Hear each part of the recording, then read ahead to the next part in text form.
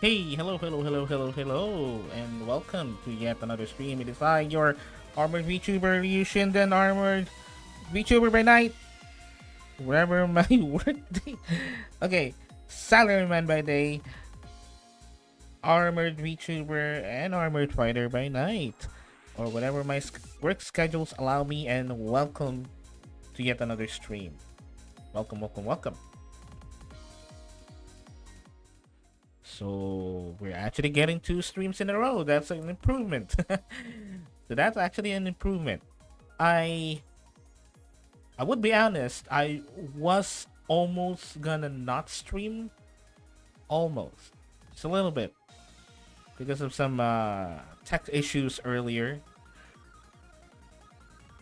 Luckily I was able to fix them in time.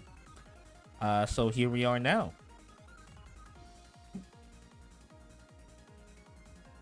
And with it actually two streams in a row, so that's an improvement. That's definitely an improvement. That is definitely something that we can celebrate a little bit. So yeah, uh, what we're going to do today. So we're just gonna be talking a few things. Actually, it's more of me like sharing things or ranting things. Ranting about things really depends on your perspective, and I will be also making some reactions, and then we're gonna go ahead and continue Lysa P where we left off. Lysa P demo where we left off last time, and that's what we're gonna be doing today, right?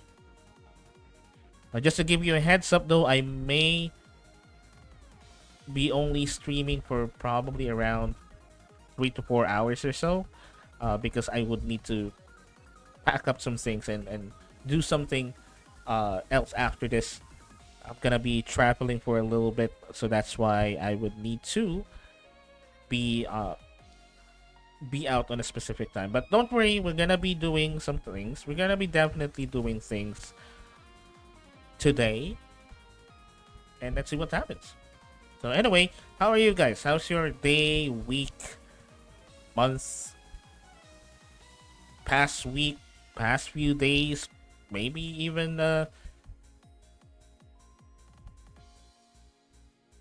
days that you are looking forward to? Me, I'm looking forward to later because later I will be in a sneak peek of some sorts of a toy anime geek convention that will be happening, I guess, in July. There'll be there'll be a some sort of a sneak peek kind of thing event happening, and I'm gonna be dropping by there, check the goods.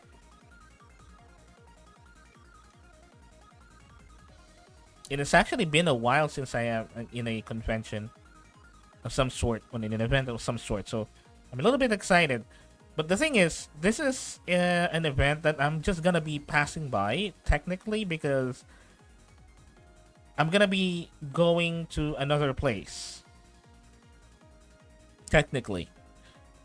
But since this is on its way, since this is like along the way from the place that I'll be dropping by, might as well visit.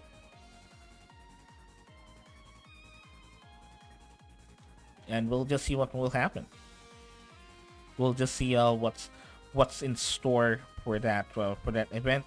And again, this is actually a some sort of a sneak peek to what will happen on July, I think, around the middle of July, which is a bigger convention. They're holding some sort of like a teaser event of the real event that will be happening around July. So I'm kind of excited about that because the bigger event is the one that I'm actually excited for, and this will be like the teaser of it, a teaser event of sorts.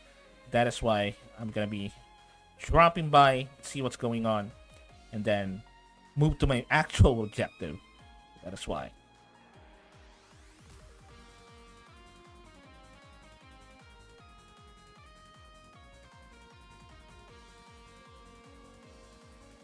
So anyway, that's that. So what are we gonna be doing first? Let's just go ahead and get into it.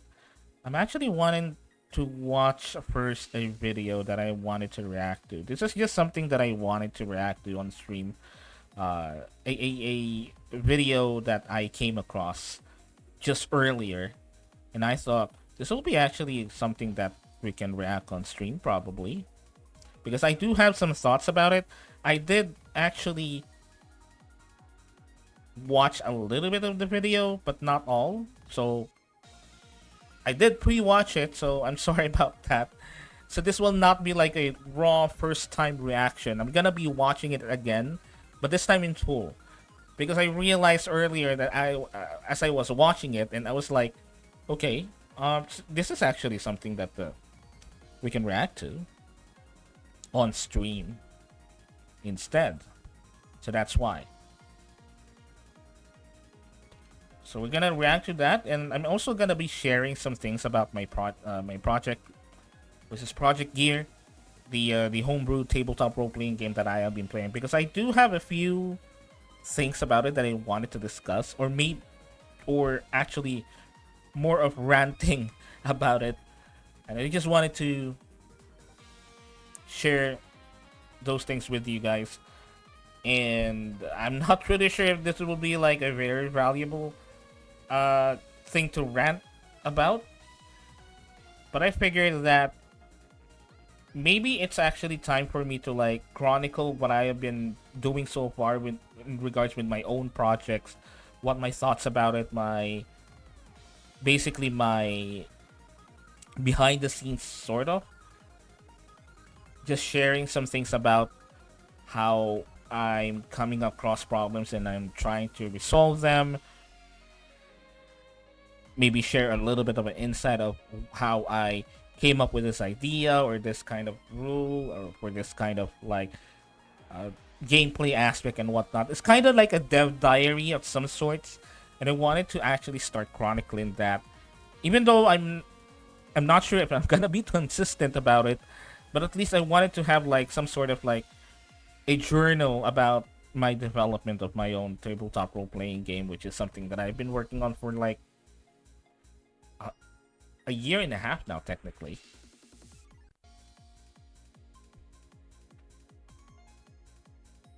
And then after that, we're gonna play a little bit more Lies of P demo, and I think we're already halfway through the demo now. Because again, the demo is actually have way more content that it actually has. Uh, the ones that I actually played so far, and I'm gonna be continuing that. Hopefully, we can finish it in this stream instead. So that's why I'm gonna be playing it again today, later. So anyway, let's get right into it. I'm just gonna I actually wanted to react a video from. I'm actually gonna react on to a video first. Something that I really wanted to react to earlier. Just give me one moment here. I'm sorry, if I sound weird or I've talked weird. I kind of I'm all over the place, and I'm actually trying out something.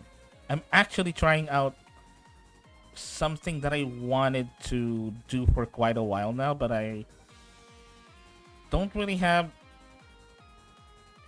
anything to work on first. You know what I mean? I'm it is confusing, yes, it is confusing, but I'm trying out something, and this video that we'll be watching kinda relates to it. Kinda. So we're gonna go ahead and watch. Just give me one moment. Let me see if I can. Okay, let me switch this one. I'll set this one up.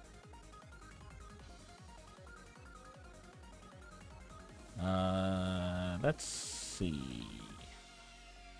Let's see.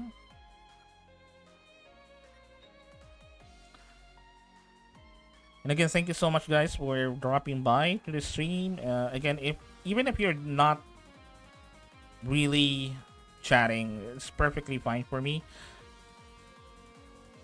You guys just chilling out here, you know, putting me in the background or something. I really do appreciate it still.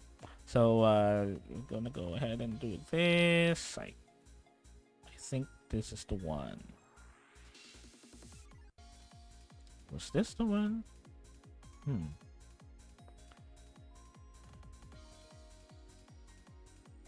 Oh, there you go. Okay, found it. Uh, oh, I'm doing it again. Sorry. This video is something that is related to what I'm trying to do recently. I'm trying to learn or technically unlearn. It really it really depends on what your perspective.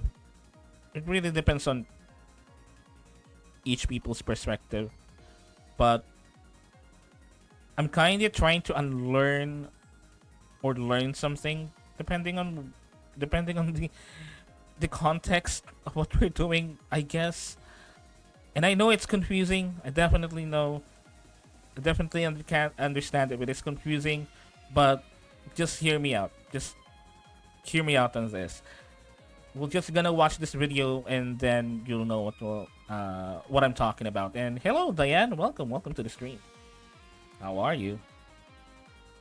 So okay, we're gonna actually switch some screens here. Okay, let me turn on my music and let's see. We can do this. We can do this. All right. Okay, so this video, as I mentioned earlier, this is a video that I was watching earlier, and I did actually pre-watch almost half of it because I was just, browsing, relaxing, and setting up the stream a little. And this is one of the videos that I came across while I was doing that. And I thought, hey, this actually is a very interesting video to react to. Now, hear me out. This is actually technically not about the alpha male that I got interested in this video, but what this person said the first, the things that this person said the first time, on the first few moments of the video that I'm quite interested of. Uh, anyway, this is a video from Josh Strife Hayes. He's actually a YouTuber that has a quite sizable audience. And the reason why is he actually has a lot of videos about gaming that I have been very interested in recently. He most of the time, he talks about MMOs. But the thing about it is he actually also talks a little bit about tabletop RPGs and D&D because I believe he actually also runs a campaign of his own with his own group. So he actually runs he actually plays D&D tabletop RPG games, and he does have some videos about tabletop RPGs from what I understand, from what I remember. But anyway, this is Just Rife Hayes, and he's an incredible YouTuber. Uh, I really love his videos, and this is one of his videos that I figured I wanted to react to on stream because he talks a very interesting topic or topics about this on this video. So we're gonna go ahead and watch it right now. Just give me one moment. Kelly, my goodness, thank you very much for the donation. That's remarkably kind of you. Glad to finally catch a stream. I was wondering any recommendations for improving one's general speech. Always admired the vocabulary of your content and how smoothly it's spoken. And I First off, I will 200% agree with this person is saying about Josh Face. He's a very, very eloquent speaker. And that's actually what makes his video stand out most of the time is the way that he actually speaks. The way that he speaks is eloquent. It's clear. It's well. He picks his words well. You know, he picks his words very well, and he enunciates them. He vocabularize them really, really well. Not only because he's British, or I think it's Scottish or British or Irish, I don't know, but the way that he eloquently vocabularizes and enunciates his words is something that I also really admire about him. Every time that he actually speaks, it's very clear, it's very concise. He doesn't have to shout, or he doesn't have to raise his voice or be boisterous or be animated to give his point across or get his point across. Now, there are content creators out there that I really like that are quite boisterous, or they're quite passionate about what they're saying, which is something that I also liked about those content creators. But Josh Tryface is a content creator that I really admired, not because he is loud, but because how eloquent he is whenever he speaks. I strive to improve my communication.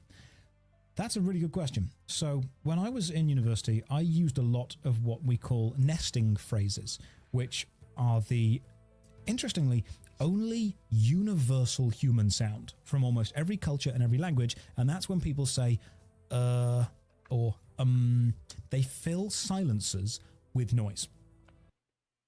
You see, this is the part that I got interested of watching this video further, because what he actually said is actually really, really true. Is the fillers? We actually call it fillers. He calls it a different thing, nesting phrases. But when I learned this way back then in a speaking class, we call it fillers, filler words or filler phrases. The the uhs, the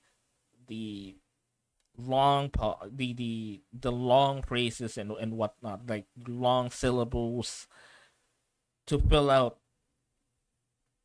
silence, which is I'm definitely very, very still very, very guilty up to this day. Even though I did actually have experience attending a class or attending like a learning situation wherein we are taught to actually not really eliminate these filler words or nesting phrases, but to somehow minimize them, because it's something that doesn't make you seem like an eloquent speaker, you know? And again, this is something that I'm really, really guilty of doing even until now. This is something that is really, really hard to learn or unlearn, depending on your perspective. As a matter of fact, I was doing it earlier a lot. And here's the thing, though, it is something that I actually still wanted to unlearn even until now, even all these years, all these. See, I'm doing it now. Even all this time that I'm trying to unlearn it, I still actually have it. And the most frustrating about it is you do it unconsciously most of the time. And when you try to minimize it consciously, you tend to use it even more. You tend to do it even more, which is kind of frustrating. And it takes a long time to train yourself out of doing this. And the reason that it's really important to do this is, and I'll take a slight tangent from playing the game to explain this. When you walk on stage, if there are people in the room that you are presenting to, or talking to, or a business meeting, any kind of situation where other people are waiting for you to deliver information to them, you have all the power. They have a problem, you have the solution. and they are waiting for you. Depending on how you act will change their opinion of you moment to moment. So if I'm 5 minutes late and I walk in somewhere and I say, oh my God, guys, I'm so sorry I'm late. There was this and there was this and there was this. Oh, you wouldn't believe this. I'm so sorry. Straight away, their opinion of me drops. If I walk in and go, thank you for waiting, walk up to the start and go, right, let's begin. Their opinion of me, even if they might be annoyed at me, which is totally understandable, I am late, their opinion of me goes up slightly. Their respect, the admiration, the annoyance, absolutely, but also the authority I have in that room. When you are thinking about something to say, if you fill a silence with a noise, a nesting noise, like or any kind of fiddling that you would do, it immediately diminishes your authority. And it's frustrating, right? It's actually really frustrating when you realize that this is what's actually happening when you are using those ums or ahs or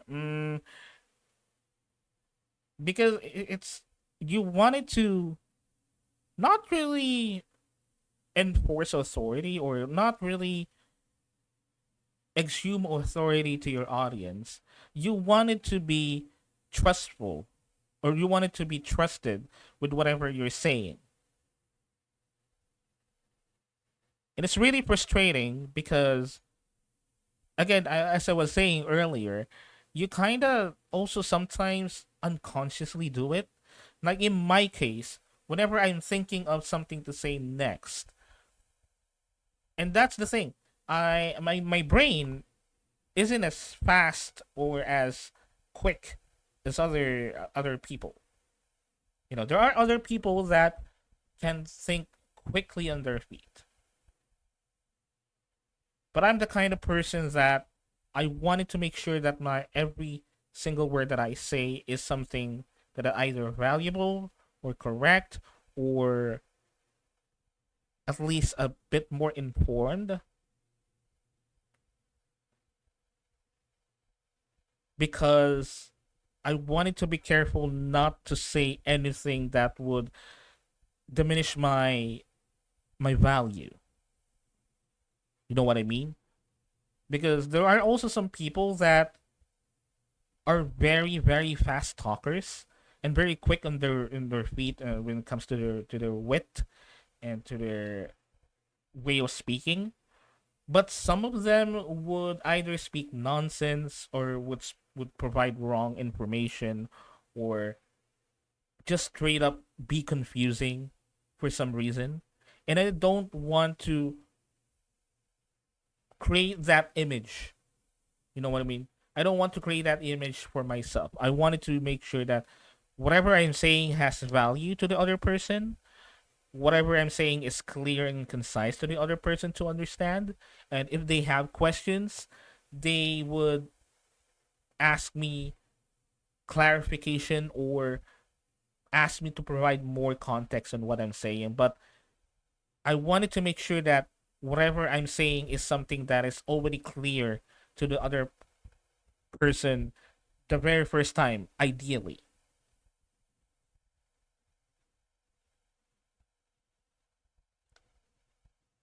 But the thing is, I don't want to have again, I'm doing it again.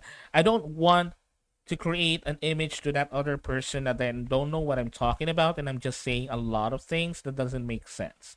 Because there are people like that. There are people like that that they talk a lot. And I mean a lot.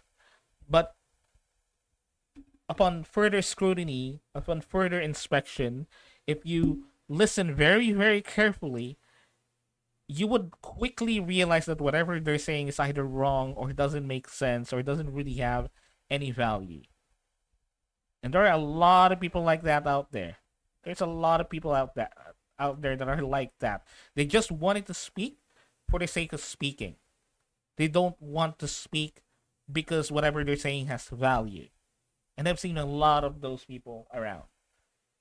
Now, I'm not trying to make fun of them. I'm not trying to mock them or belittle them on what they're trying to do. Definitely no. I just noticed that there are a lot of people that tend to speak a lot of things, but tend to speak a lot of things that doesn't really have value because of the context of why they are speaking in the first place is more of they just wanted to say something. That's it. It doesn't really matter if they're wrong or not. It doesn't really matter if they're providing the wrong information or the wrong context or providing the wrong idea. That's why there are people that are actually uh, pushing back to whatever they're saying, or they're not being as attention grabbing as other people, or actually the other way around is because whatever they're trying to say is something that doesn't really have any value, and the only reason why they are speaking is they just wanted to be seen speaking, or the first thing that comes to mind is the one that they wanted to speak out without realizing that is that first thing that come in your mind even correct or well researched or detailed enough to understand the first time, to be understood the first time. You know what I mean? So yeah, The people in the room want to hear valuable and important words from you. They do not want to hear random noises. They do not want to hear ums or ers, because that is you effectively trying to fill a silence while stalling for time to think about what to say. The irony is the process of filling that silence is itself showing that you are not comfortable with that silence. And here's a cheat code for human psychology. People hate silences. that is also actually true. I definitely agree with what Josh is saying earlier about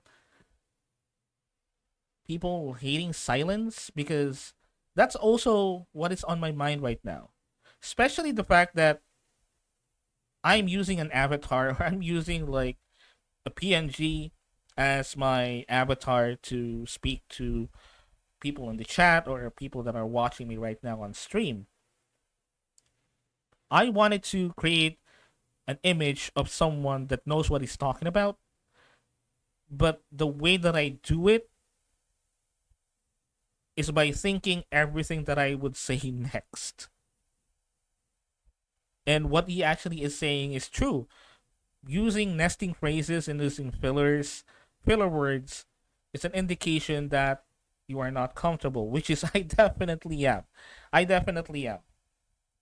I think it's because of my low self esteem and whatnot.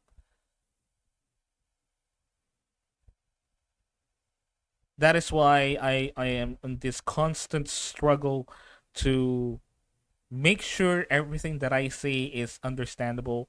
Make sure that everything I'm saying has value or can be easily understood or make sense or well researched or well informed,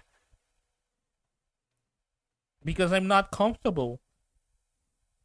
And I think that's the first step on working this one out. And that's why I really love this video and I really wanted to react on it, because he is also saying a lot of things here that actually does make sense, and definitely I believe would definitely help people like me to further learn how to not use nesting phrases or filler words as much,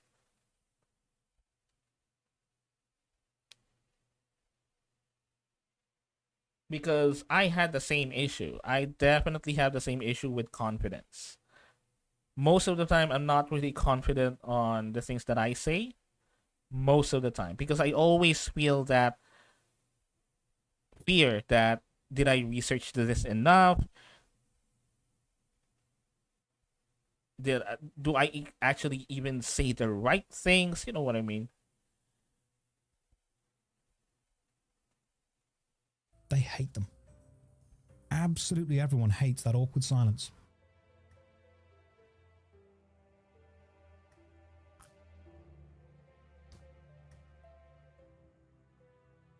It's an interrogation technique. You sit down with someone in front of you, stare at them silently. They will start talking just to fill the silence.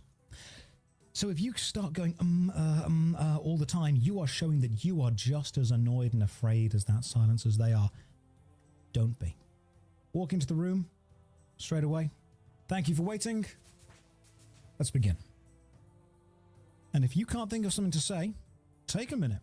Let that silence happen. Hold it. They will be far more awkward than you are. And then speak. As far as how to become more eloquent, honestly, watch people who are way better than me. There are many, many eloquent people, because if I was to show you all of the outtakes that I have when making YouTube videos, they could fill an entire video themselves. I've got so many outtakes where I mess up so many lines, and I script and record everything, and I fall over and trip over my words all the time. But you don't see that on YouTube because I edit it out. Why do I do Twitch? Well, for one of them, it's because I enjoy interacting with you guys. For the second reason, it's because this is my challenge to not trip over my words, to not say something I'm going to get cancelled for without meaning to say it. This is my challenge to see if I can constantly, on my feet, think without saying or for about 2 or 3 hours. You know what? That is actually also an interesting challenge that I might also... Not really might, but actually I will probably do, or will actually do, is to try to see if I can practice more thinking on my feet when it comes to things that I wanted to say. And maybe that's the reason why I haven't been making like scripted videos for my YouTube channel, is because I wanted to give myself a challenge to see if I'll be able to speak my mind without being cancelled. Without being cancelled.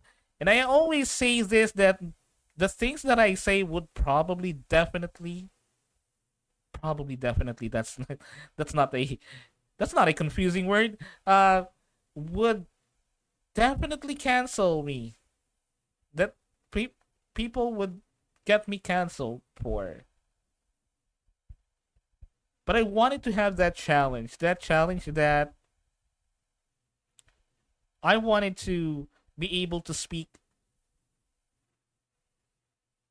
about things as quickly as possible, or as eloquent as possible, without tripping over my words and whatnot, which is definitely something that is definitely a work in progress, but I'm gonna actually try it. And I think this is actually also a very interesting challenge that I can do as well on my own, is to stream more so that I can train myself to speak a little bit more eloquently, not as eloquent as he is, but something that I can be proud of when it comes to public speaking and whatnot, or speaking about my mind. Oh my god, I'm doing it again. Because this is something that I wanted to use on other things, such as running tabletop role playing games. Because I wanted to provide that image that I know what I'm talking about. I already know what I'm about to talk about, and create an image of myself, of someone that knows what he's talking about, even though most of the time I panic. And yeah, I think what he's also saying about the fear of that awkward silence is also true, because I also suffer that. Definitely, that's most likely the reason why I keep on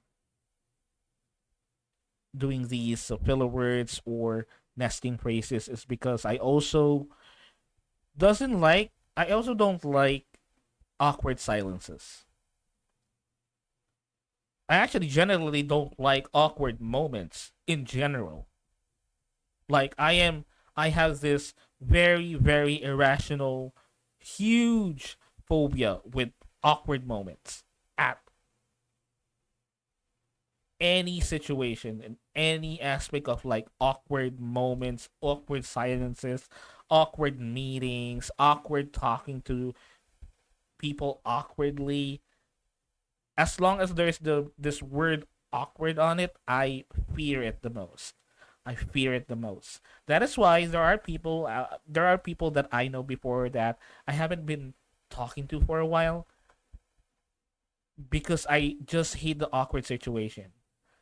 Also, that's probably the reason why I kind of dislike conflicts in any shape or form because I don't like the awkward moments the conflict brings.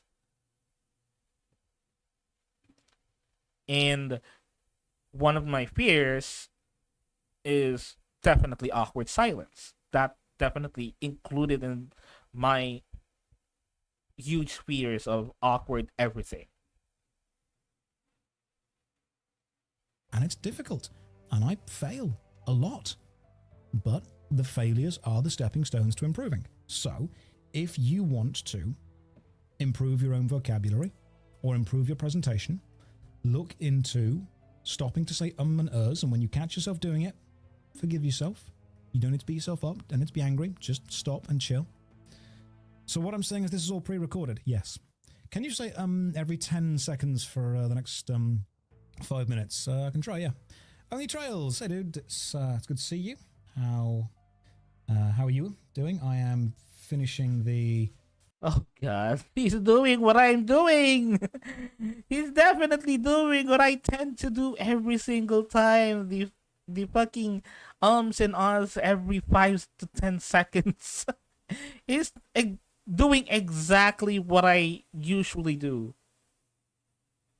And I know he said that you have to forgive yourself if you're doing it.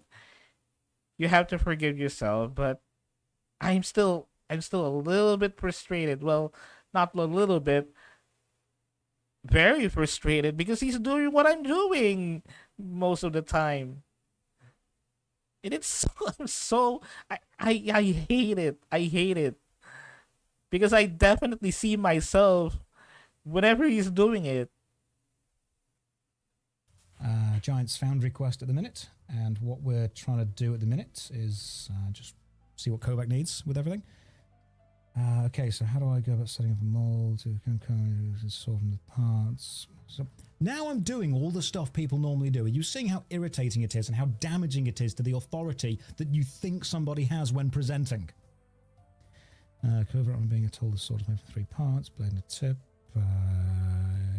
The quest guide changed.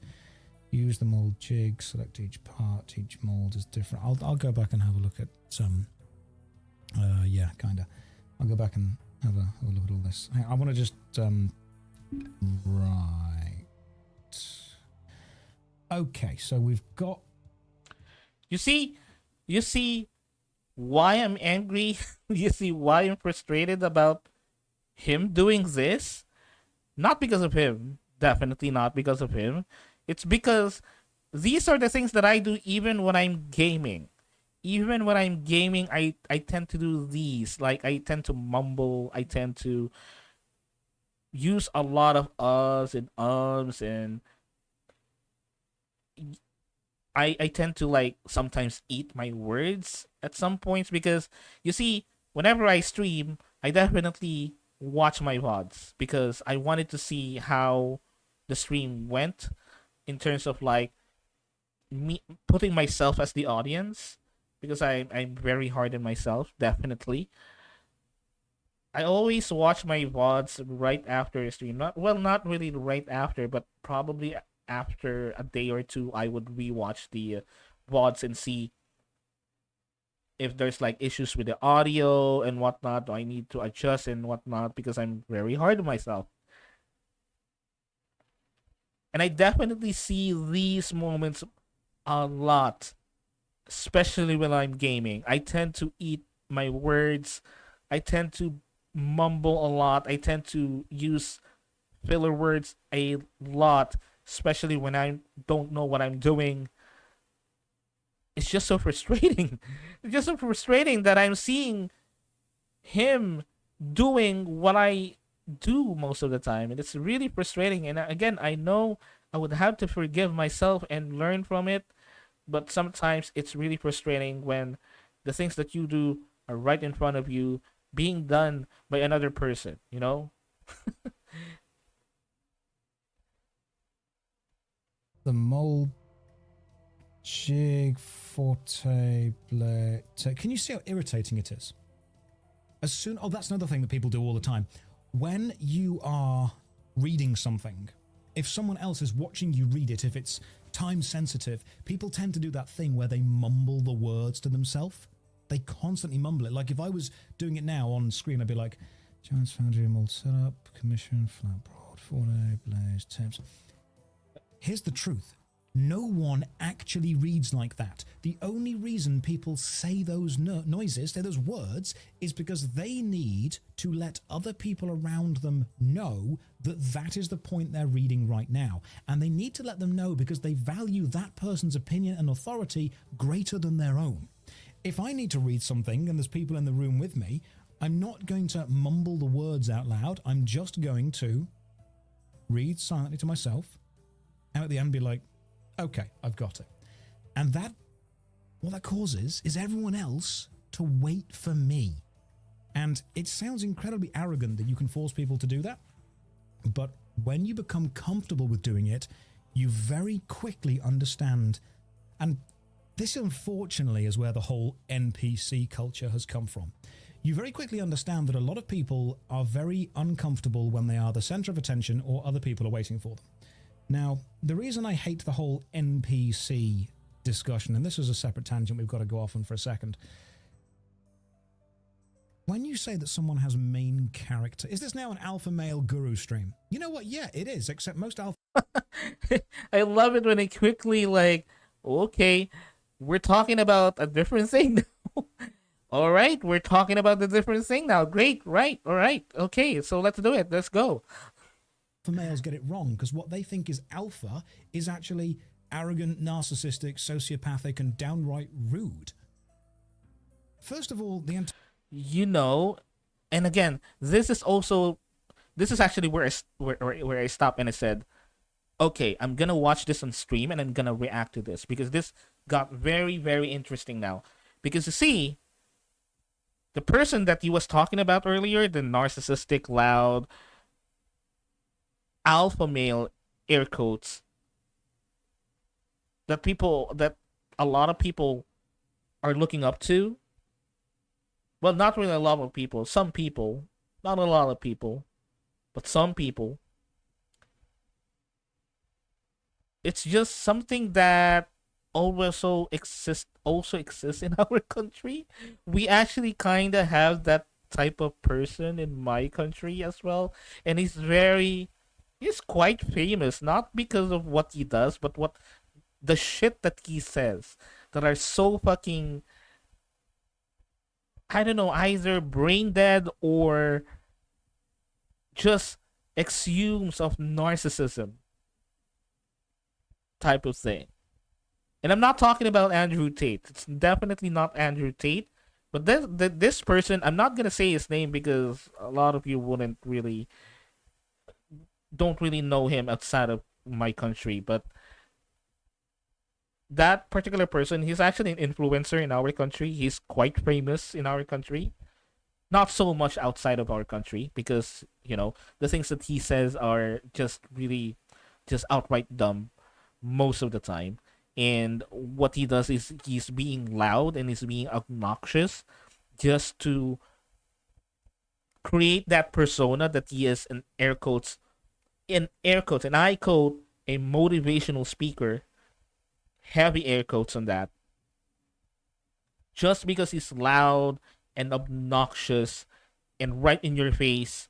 That's why he was quite famous, famously bad, that is.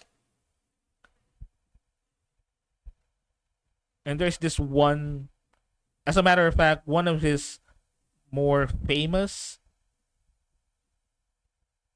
thing that he did, one of this like very famous thing that he did recently is the guy has a restaurant, the one that I'm talking about. He has a restaurant business, and one of the dumb things that he did, and I would say this with my full heart and soul, dumb, stupid things that he did is he has a restaurant, and one of the things on the menu on his restaurant is just a one single cup of rice, just one single cup of rice with nori flakes. I guess I think those are nori flakes, like seaweed flakes, sprinkled on top. Just very little on right on the middle of the cup of rice. And guess what? How much he sells it? Fucking $2. $2. 100 pesos in our currency, but it's $2 basically. The thing is, most of the time, a cup of rice, whether you make your own cup of rice or maybe cook your own rice or go to even the fucking 5-star hotel, which is a 5-star fine dining uh restaurant, which is definitely not his restaurant, you would probably get one cup of rice probably mostly around $1. And that's already very expensive. $1 a cup of rice. And what he did is he made this single cup of rice $2 instead. And his whole reasoning is he wanted to motivate people to actually buy that rice, to work hard to be able to buy that rice on his restaurant. And he called it motivational rice because it motivates people to actually go out there and earn more money so that they can afford his rice, which is, by the way, nothing special about it. It has nothing special about it. Nothing. It's just rice. Just we're talking about like ordinary rice. It's not even high grade type of rice like Japanese rice or jasmine rice or whatever. It's just rice. And a lot of people hated it, not because of the price of the rice, but because of the way that he markets it. And he's branding himself as a motivational speaker. That's why it's called motivational rice. And a lot of people hate it.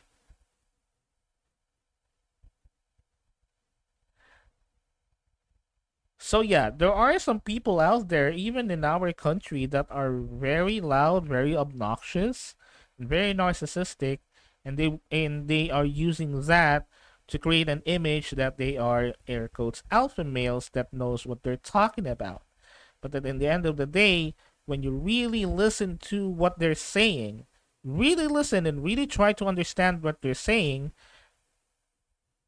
you'll soon realize that whatever they're saying either doesn't make sense, gravely misinformed, or gravely hurting people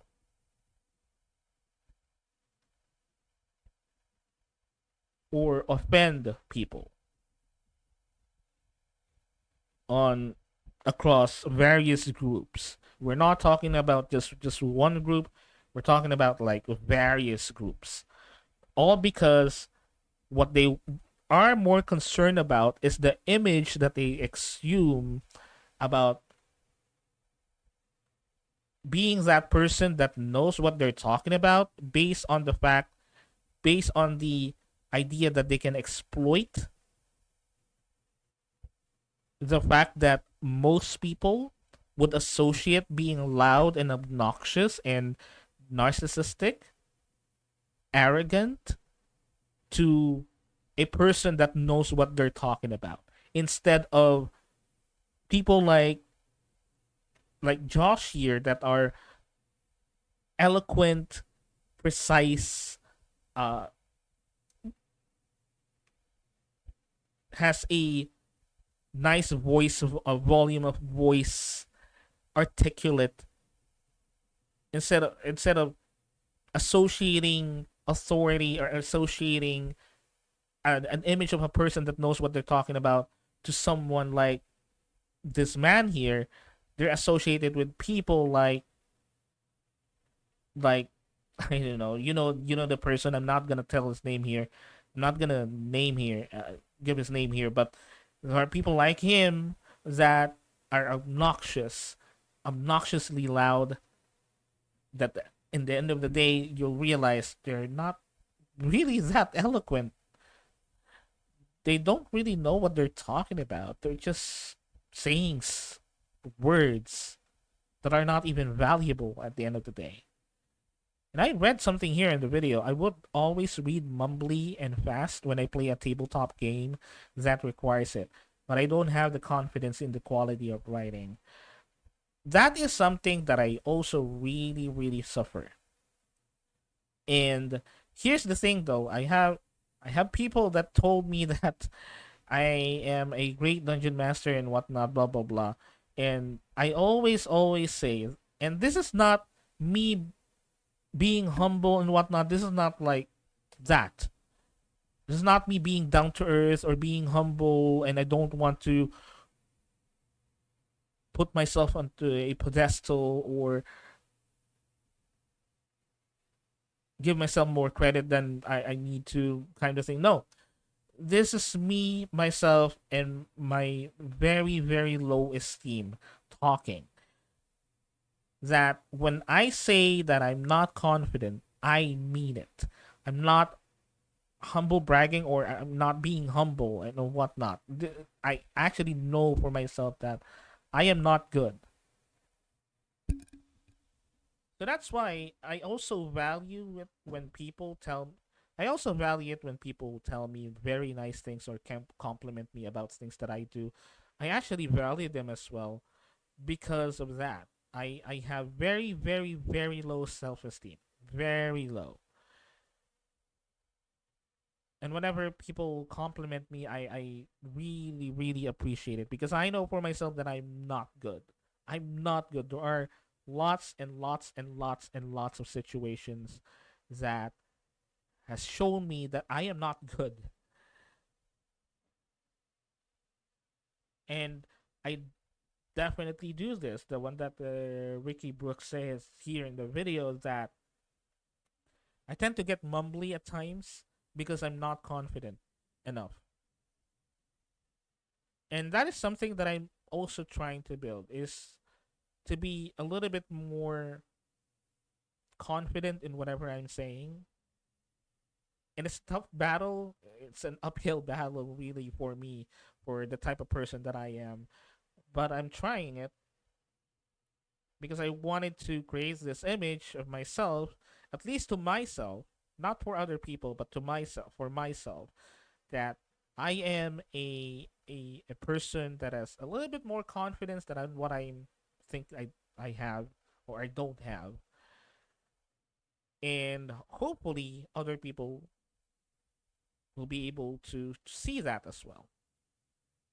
To see that image that I'm trying to create in myself. Entire study about alpha wolves was already flawed in itself, and the person that did the study has come out and said this only seems to happen in captivity. So if they're referencing the whole alpha wolf thing, you know, there's always an alpha wolf, you're already actually putting yourself in the position of a creature that's in captivity. And then people have gone on to say, well, actually it's the sigma, it's the theta, it's the this, it's the that, it's the other, it's the next one, it's whatever. All you're doing is going through the Greek and the Roman alphabet trying to find letters that outrank each other to say that you are greater than somebody else because you're putting yourself higher up on this imaginary hierarchy. The word alpha has unfortunately, of course, been tainted by people using it in incredibly rude, domineering, controlling ways, but if we're going to use the word alpha and attempt to reclaim it, how about having it be the kind of person that people respect and admire and want to be with? And most importantly, when you spend time with that person, They want to bring you up to the best you can be instead of push you down in order to keep them the top of the totem pole. And I know that I'm getting quite passionate about. Yeah, that's the thing though. That's like, I don't know. I don't know how I don't know why a lot of people think that being on top of things is already something that gives you respect, you know? Because sometimes being in the servitude of others, being either in the same level or even lower than them, but having this spirit of servitude to others already sometimes naturally gives you like authority and respect. And with those moments, you don't really need to be thumping your chest and showing people that you're on the top, you know? Because there are people out there that are still in the bottom or lower than people around them, but they are being respected and they are being looked up to, not because of their achievement, not because of their status, but because of the value that they bring to others. For example, there's a lot of old people out there. You know, old people are respected not because they're old, but because of the wisdom and the value of experience that they bring. But they are old people, and sure, I'm pretty sure that old people don't have the capacity to do things a younger person has uh, a capacity to, but yet they can be respected because of their experience and the value that they bring with along with that experience. But I can assure you that they cannot do things that a younger person can do. Yet they can be respected, and they are being respected. But you can also use that same aspect of old people to say that not all people are like that. Not all people can bring value. And again, it might sound like it might sound bad, but hear me out. It's it kind of sound bad, but hear me out. I'm not trying to insinuate any things here about old people. I'm just saying that not all people are being respected because of that same aspect. Now, what I'm trying to say here is sometimes it's not about the rank, it's not about like your position on things that lets you earn respect and admiration, because this is the main problem about the alpha thing, the whole alpha male, alpha whatever thing is. Even if you're in the top, that doesn't mean that people will automatically respect you, will automatically adore you and look up to you. Even if you're the leader of the pack, that doesn't mean that people would automatically give you the respect that you think you deserve.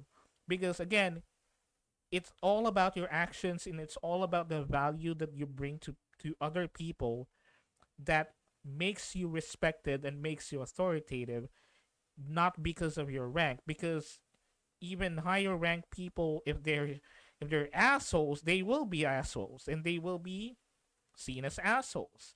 Doesn't matter what your rank is. There will be people that will disrespect you because you are an asshole. It doesn't matter what your rank is. That rank is sometimes only in paper or in an imaginary scale. But respect and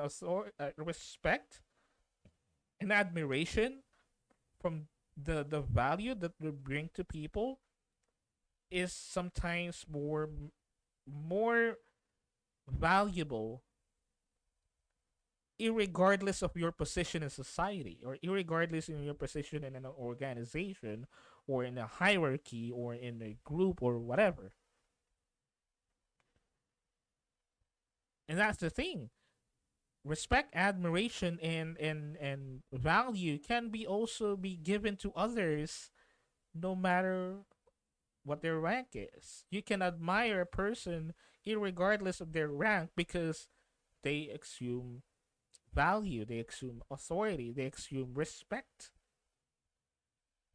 And I think this is a lot of people don't get when it comes to finding people that they can look up to. That is why I don't really like this whole top whatever idea. I don't need to be on the top to be respected. I just need to I you just really need to provide value for people, to enrich their lives, to enrich their whatever endeavors that they're pursuing. Just living on this the spirit of servitude is already enough for you to be respected, really. And being an alpha male is not servitude, it's just imposing narcissistic tendencies sometimes. And I know it's not the case in every situation, but in some situations, some people use authority and some people use rank, some people use their position in the totem pole as some sort of like demand, like a gun on someone's head to say, you have to respect me, you have to give me respect, you have to see me as authority because I'm above you. And unfortunately, this is also a culture that even some countries have, like let's say Japan, the old seniority thing, which is the whole seniority senpai kohai thing in Japan, which is even until now is still prevalent.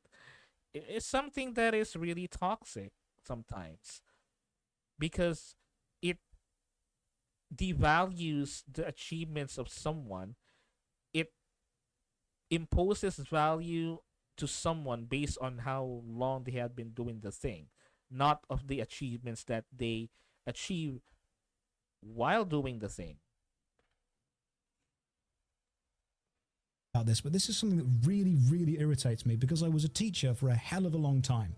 And when I was teaching in schools, young guys have awful role models because of, and it's not just the whole boomer thing of, oh, social media bad. No, social media has definitely done some damage to society, but it's also provided us with huge amounts of opportunities for both networking and jobs and general connections. What it has unfortunately allowed to do is allow the loudest, the most arrogant, the rudest, the most violent, and the most aggressive people a platform to say, look at me, I'm the best. And unfortunately, because of how young, impressionable minds work, they look at people who are the loudest and the most violent and assume that they are in control. I absolutely hate the fact that so many young boys are looking up, and I understand that's a kind of sexist remark to make, but unfortunately the numbers do overwhelmingly show that it is young boys looking up to these alpha male or sigma role models and acting in an incredibly unfriendly way to both their peers and any authority figures.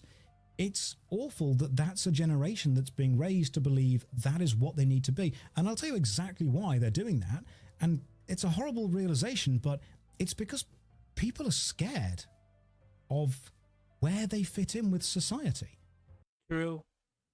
That is also definitely true. People are scared because that's also the same thing that I suffer from, or I used to suffer actually in my younger years. And that's the thing. I am already on my mid 30s, and I am at that point already.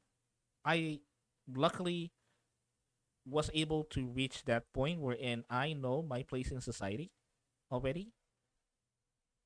But there is definitely a time, probably around my earlier 20s, earlier to mid 20s, that I had a hard time searching my place in society, even in those point in my life, and even in that age, around even the earlier 20s, my earlier 20s to mid 20s, I suffered definitely that fear that I will not be able to find my place in all of this and in society. And it took me a really long while to actually learn my place in society, my contribution to society. How would I be able to create value to others, to people around me, and even for myself? It will take a long while, but I actually did also have that fear. And I think I definitely agree with his observation that a lot of people are scared because they're having a hard time finding their place in society. That is why they're looking up to these people that created their image, creates an image of themselves that they know what they're talking about, because they are louder, because they are more rambunctious and meaner to people, and use that as a some sort of not really a scapegoat, but a create an image basically of them being authoritative, because they are capitalizing on the fear of those younger people who are in their point of their lives that they don't know where they place themselves into society. And here's the thing though, those phases are very, very normal. At some point of your life, even in my life, even I experienced this. At some point of your life, you'll be very, very confused on why do you exist? How would you even contribute to society? What's your place? What is your purpose? That's why a lot of people are turning on to these like motivational speakers. Even I did at some point in my life. Not on these kinds of people that he's talking about, but a different set of people.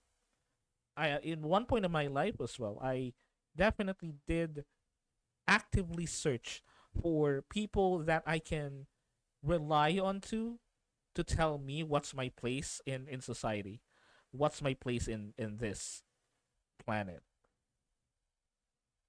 I did definitely had those times where I had to search because I was really, really confused, and that confusion made me really, really frustrated because I'm the kind of person that I wanted to know. I wanted to know now. I wanted to have answers. I wanted to make sense of this. I'm the type of person that I always I always find the sense on things, because there are these type of persons that would do things on impulse, but I'm the kind of person that I wanted to have everything make sense for me, including the things that I do. Not because I just wanted to do them, but because I have this purpose of doing this.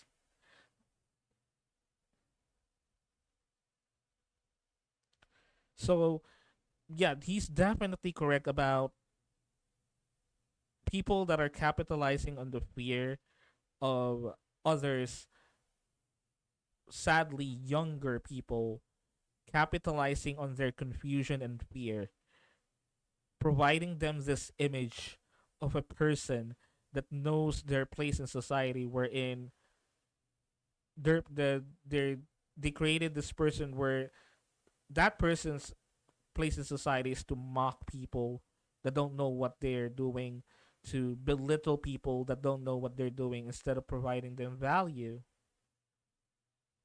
over their place in this universe and letting them discover for themselves what is their purpose, what is their place in their universe.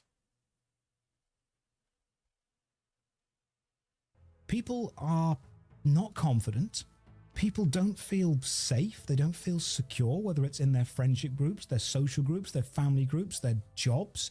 People want to feel a level of control over their own lives. And so instead of going out and researching and discovering who you are through trial and error, which itself is scary and painful, they just look for these loud, obnoxious people who say, hey, if you do everything I tell you, you will be successful. This is what people want. Listen to me, I know what's best for you.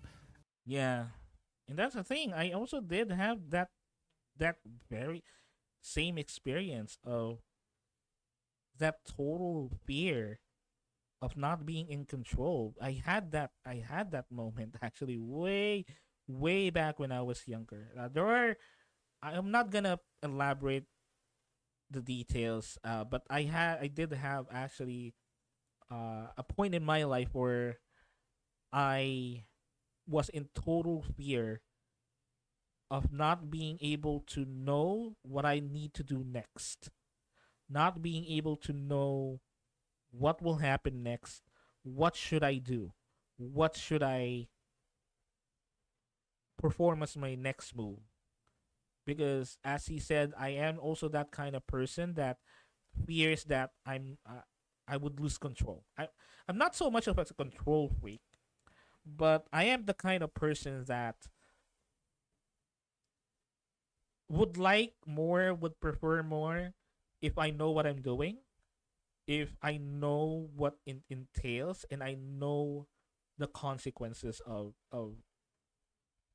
the action that I will be making before I even do it. And sometimes, yeah, sometimes I would tend to be a control freak, but not so much. Not so much.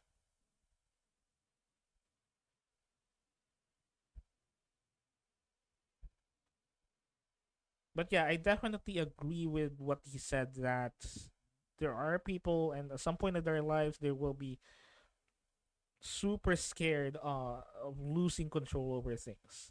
Because I definitely had that moment way back. And I would admit that even now, I do still have that fear of losing control, but not so much as before. Not so much as before. I kind of learned over the years, as I grew older, that sometimes there are things that is just out of your control, and the only thing that you can control really is how you react to them. Really, that is something that I'm still learning even until now. And that sucks. That really sucks. You guys all know the role models, unfortunately, that these young guys are looking up to and idolizing, and they're disgusting. You want a role model to look up to? Keanu Reeves. You know, dude Oh my lost God, Keanu so Reeves, much yes. throughout his young life and is still one of the kindest people working around there. Just being genuine, making sure everyone's okay. Making sure everyone feels that they are the best version of themselves.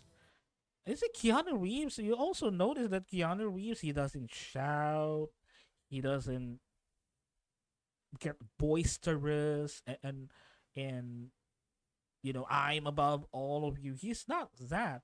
Not only because he's down to earth, but because he doesn't need to. Whatever he's doing already gives value to others. So that is why he doesn't need to assume this image of someone that knows what he's talking about, because he himself on his most of his interviews, what I noticed that he himself doesn't even know some of the things that he's talking about, and he's not afraid to admit it though. That's the thing. He's not afraid to admit it. I think, for example, he's the NFTs. He just laughed and kind of cracked a joke, but I'm pretty sure he's not that familiar with the NFT stuff. He's definitely someone that is not afraid to admit that he doesn't know anything. He doesn't know everything. But the major thing about Keanu Reeves is he's the type of person like Joshua here, that doesn't need to be boisterous, doesn't need to be over the top, doesn't need to be noisy, doesn't need to be the top, whatever letter that is, to be respected, to be looked up to, because they don't need to. At the end of the day, they don't need to. They know what they need to do, which is just bring value to people's lives, make them better, make them a better version of themselves, as the dude said here. That's a role model you want to look up to. So, yeah, this is the reason it irritates me so much, the whole kind of alpha thing. People do need role models. And who you look up to as a role model should be the kind of person that you want to emulate in life and become like. And unfortunately, the vast majority of those people now are just loud, obnoxious, and boisterous. You want a role model? Someone in chat said, go and be like Jack Black. Without a doubt. Go and be like Jack Black. I see so many young guys, especially from like high school, college level, talking about wanting all the money, wanting all the respect, wanting all the power, wanting all the admiration. Look, guys, if you're in the RuneScape, if you're in old school RuneScape right now and you've followed to help me, I very much appreciate the fact that you are just standing around alking while I am just ranting about people having bad role models. But I appreciate the fact that you've come down, you've given your time, and Ascendant, do you know this is going to happen? Like, are you sat there going, all right, guys, everyone settle in for a long alk session. He's gone on a rant again. He's talking about something he cares about. Everyone going, let's get a quick God Wars run in while we're here. You know, we've got time. That kind of stuff.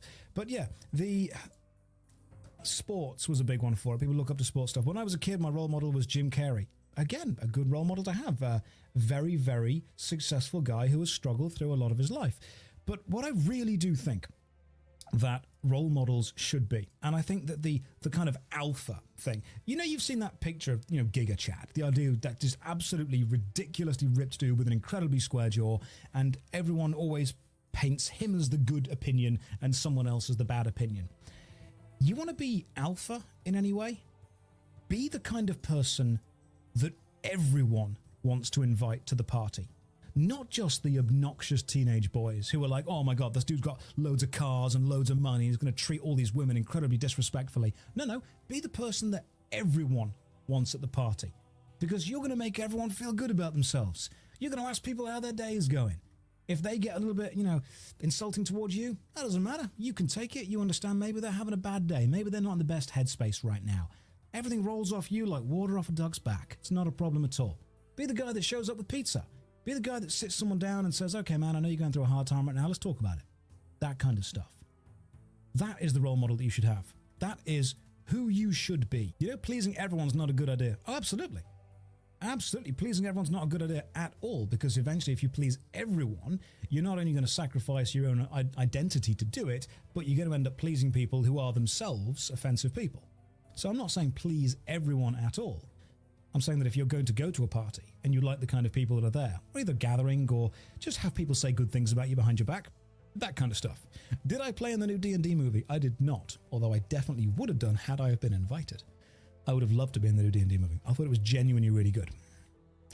Giga Chad is not what everyone D&D wants it to be. movie, It's what women want. Thus, men want to be like him. Again, that is, and this is the thing that really irritates me. Not you personally, but the entire idea. When people say, oh, what do women want?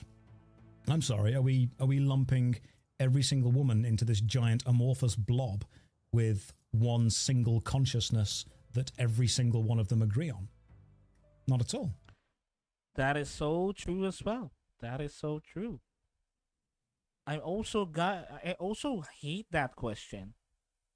I actually also really hate that question. Well, I don't know why, because that is also, I'm not bragging. I'm not bragging, but I was actually also asked that kind of question at some points in my life by other people, but my friends mostly. Some of my friends actually did ask me that same question, and I'm not a woman, obviously, but I was asked that same question from mostly my friends. once or twice, which is what women want. And I always tell them that I hate that question. I actually hate that question, and I hate answering that question. That question is existence is something that I really don't like, because it already makes a precedent that you are, as what he says, you are already lumping women as this one amorphous blob of anomaly that it uh it needs to take a an army of top scientists to understand what they're thinking, what they wanted, how they work, only to not realize that by the end of the day, women are humans, and humans in general are complicated. Whether you're a man, you're a woman, or in between, or whatever your gender you identify as, uh, you are by the end of the day a human, and you will be as complicated or as simple as the next person over, no matter what their gender is. And I hate to answer that question, what women want, because it also means that rather than asking the person directly, because I'm pretty sure that I also realize that whenever that kind of question is asked by a person, it always comes down to they are asking that question for a specific person that they're having a hard time dealing with, whether it's a man or a woman or both or whatever gender they identify as. It already creates a precedent that you didn't even bother asking that person because of various reasons, but most of the time it's just because you don't respect that person by asking them what they want, because you'd rather go to another person to ask that person what they want instead of just doing it yourself,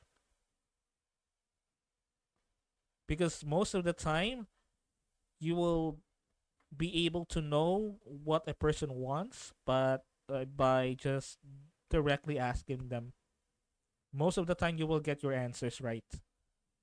You will get the correct answer most of the time. And I'm not really sure. I think that also is kind of connected to my fear of awkward moments, probably. So I kind of understand, but it also kind of is rude to not just ask the person directly. And I also that is something that I also like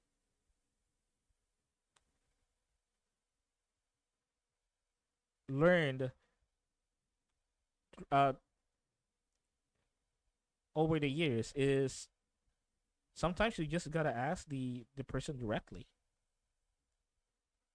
instead of asking another totally unrelated person the same question. So what women want, why don't you just ask the woman, whoever woman that is? Because I'm pretty sure the reason you're asking that question is because you're having a hard time dealing with a specific person that is just incidentally is a woman or identify as a woman. It's not because you don't know what women generally want.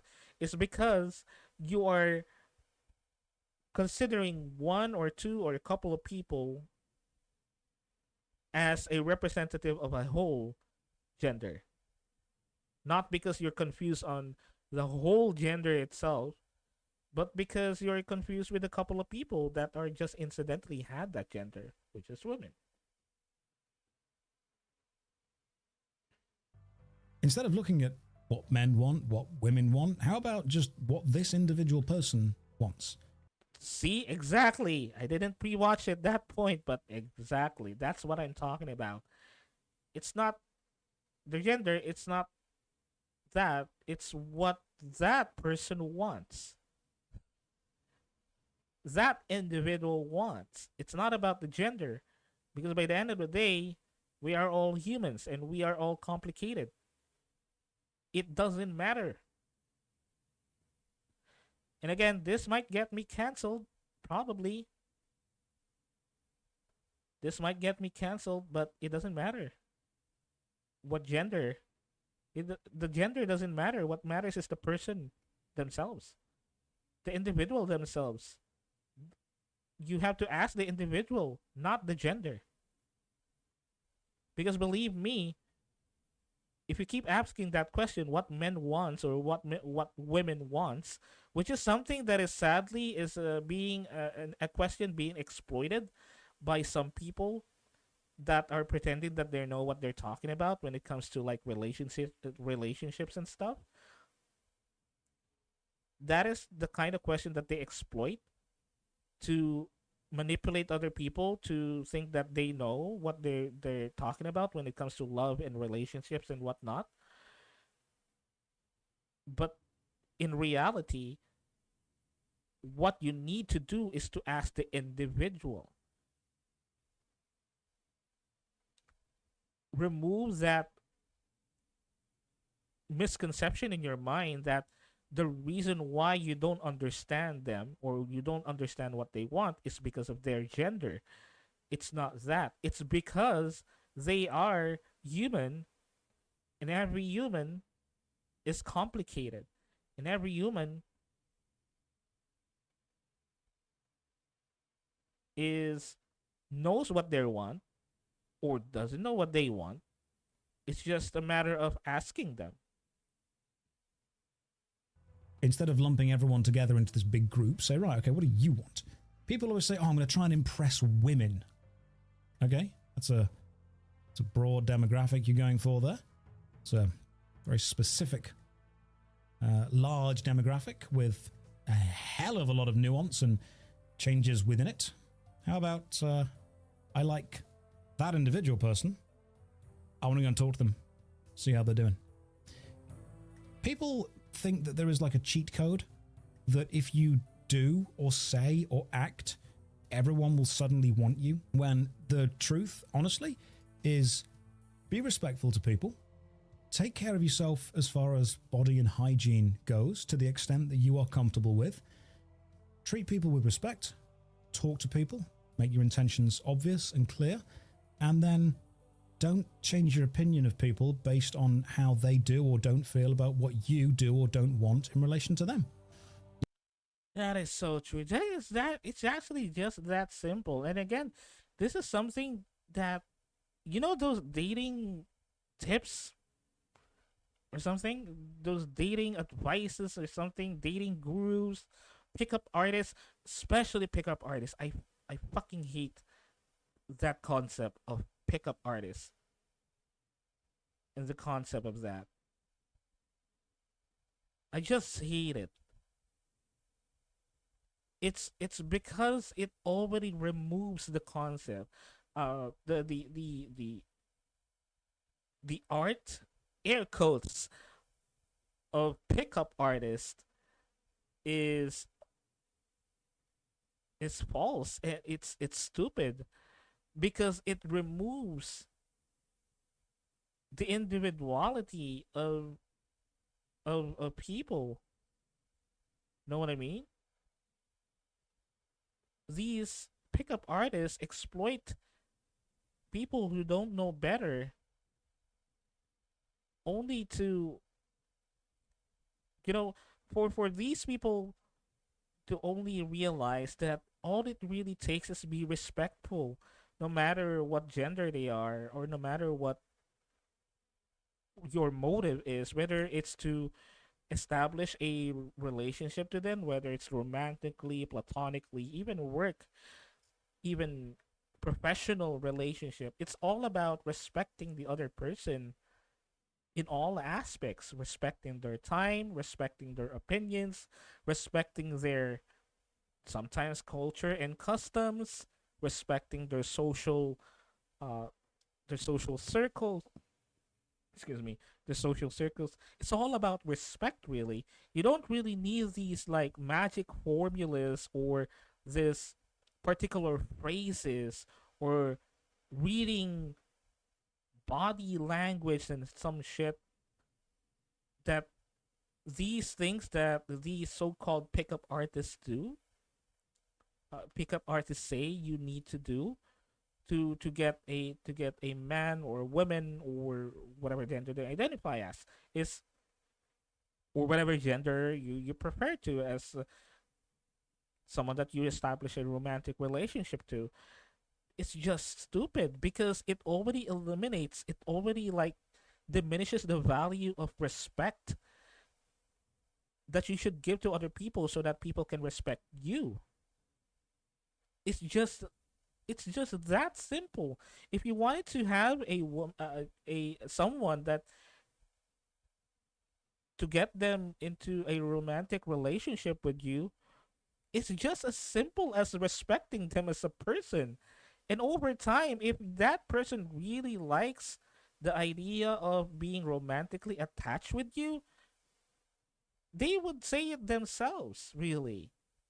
They would say it themselves. Believe me, I am no love guru and whatnot. As a matter of fact, it's been a really long while since I have been in a romantic relationship. Really, really, really long while. Because of personal preference, really. But the few ones that I have, it's all about respecting that individual as a person.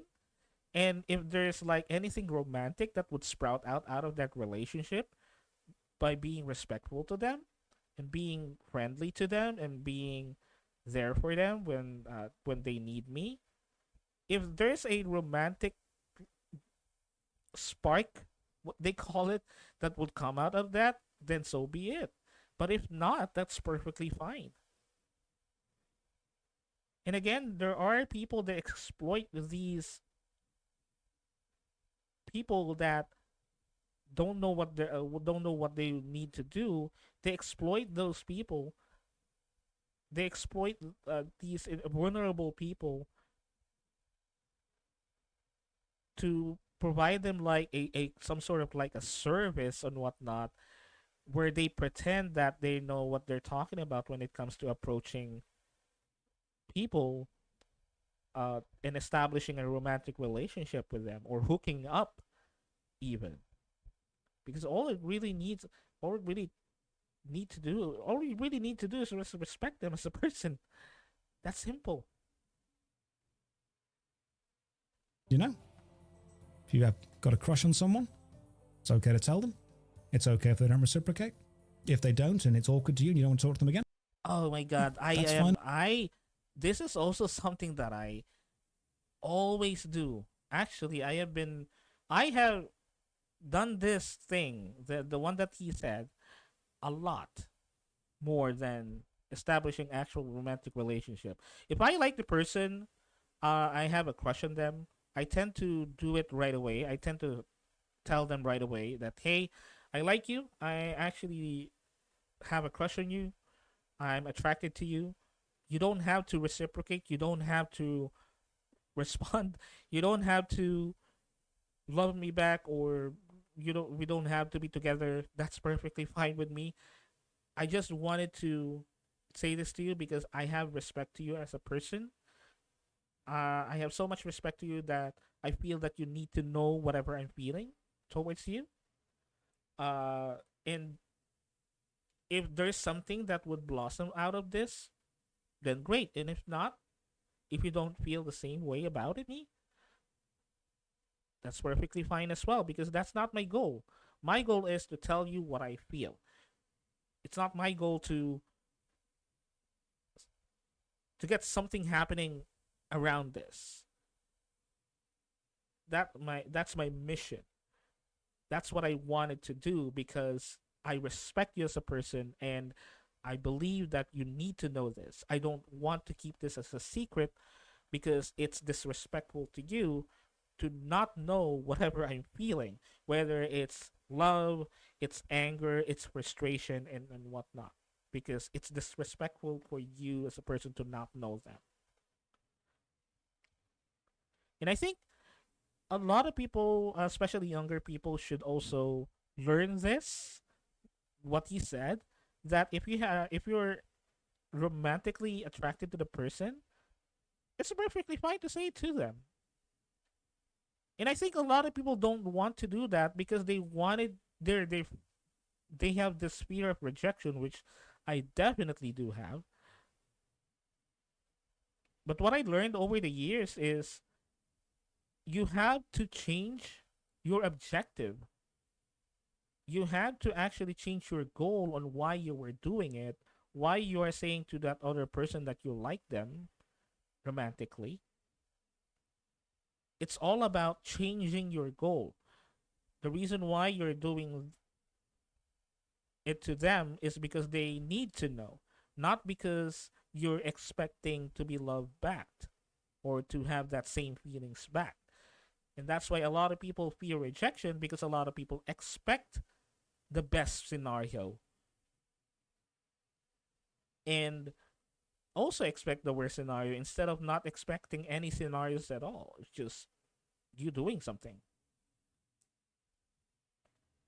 And as well, if they don't reciprocate and they understand that you're not going to change how you treat or how you act toward them, great. Just keep going with that. That's fine. It's honestly mostly about communication. It really is. And yeah, the other answer is if that doesn't work, you can just press up, up, down, down, left, right, BA, start, select, and that will get you like a partner immediately. Someone said to me when I was a teacher, how do I get a girlfriend? And I said to them, you're asking the wrong question. Change the question to how do I become someone worth dating? What do you bring to the table? And they're like, oh, I'm a nice guy. Okay, cool. That is the bare minimum. I hate that phrase. Oh, I'm a nice guy. Congratulations. You're at 1 out of 10. You know, this is the absolute bare minimum that you need to meet. That's like advertising a film with a poster that says it has a plot. Yeah. The actors are visible. Yeah. Sometimes there's sound. All right, cool. You're a You hear their voice. nice guy. Sweet. If that is what you go to for your this is what's impressive about me, that just shows almost anyone that's talking to you that you really want a medal for doing the bare minimum. Yeah, and that's also another thing. I'm a nice guy. That's why you deserve to date me. That's why I deserve to have a date because I'm a nice guy. It already also diminishes the value of being nice to a person because it already creates a precedent that you are being nice because I wanted to date you, not because I am nice. And also saying that you are a nice guy to others is also kind of narcissistic for me, you know? You don't say you are a nice guy. Your goal should be for other people to say that you are a nice guy. That should be your goal. And I think that person would say that, nah, yeah, I only said that because I wanted to answer the question of why people should date me. I'm only answering the question, blah blah blah.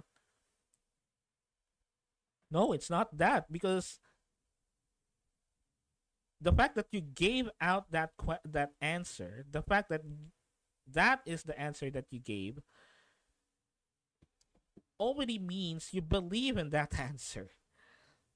Already means you're confident that's the correct answer to his question that of why why you deserve a date.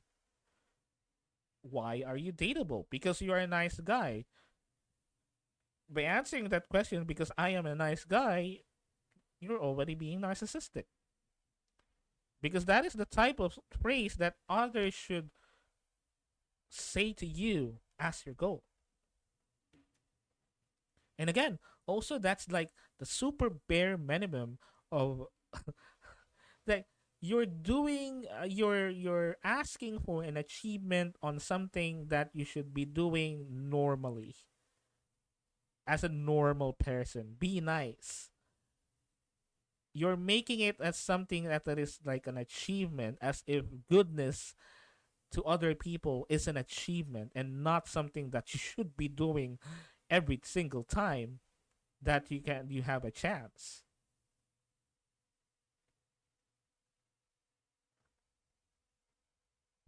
I don't mean to offend anyone, but you shouldn't get praise for doing the absolute bare minimum.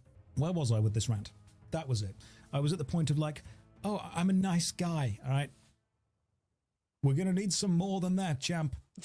We're very much going to need more than that going on. You are The problem is that if you have to say you're a nice guy, you probably aren't. You don't get to decide that. true. That's what I'm saying. Other people can say that about you. True. Okay. Again, I didn't pre-watch at this point, but I'm right. I'm correct. It should be other people that should say that you are a nice guy, not you. That is something that other people should say to you as your goal.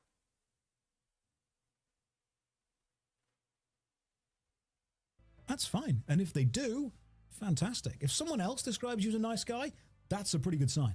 I think the better way to do it is just be a nice guy, period. Just be a nice person, period. You don't have to wait, or you don't have to make people say that you are a nice guy. What I'm trying to say is have people naturally. If you have people that naturally would tell other people that you are a nice guy, that is the most ideal fortuitous scenario that can happen. That's your ideal scenario. But you don't do it in such a way that you force that scenario. It should come out naturally. And if it does come out naturally, that is worthy of an achievement. If you describe you as a nice guy, that comes across badly. Now, I'm not saying that the kind of specific, literal definition of being a nice guy is bad. You know, the literal definition of, oh, they're nice, that's lovely. Okay, cool. We can do more. We can definitely do more. There is a phenomenally good article on Cracked written by the then editor, I believe, Jack, and the article is called 6 Harsh Truths That Will Make You a Better Person. And I reread that every year because I need to remind myself of it as well. You know, motivation is just like food. You need to get it every single day. Motivation is like bathing. It doesn't matter if you have it one day, you've got to have it the next day as well. Motivation is not something that you just peek at and keep. Motivation is just like hunger, just like sleep. It comes and it goes and you've got to feed it. You've got to make sure you are motivated as often as you possibly can be.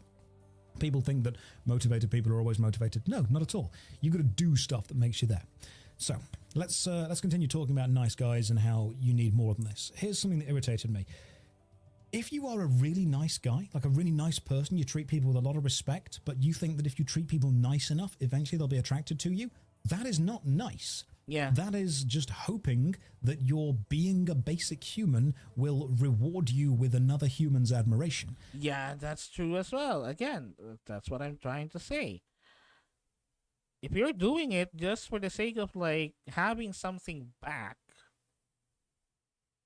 you're not doing it correctly. You know? You're not doing it correctly. But if you're doing it just because you wanted just wanted to be nice to people, because you respect them as a person, you respect people. Not because you wanted to have something, but because you just respect people. That's it.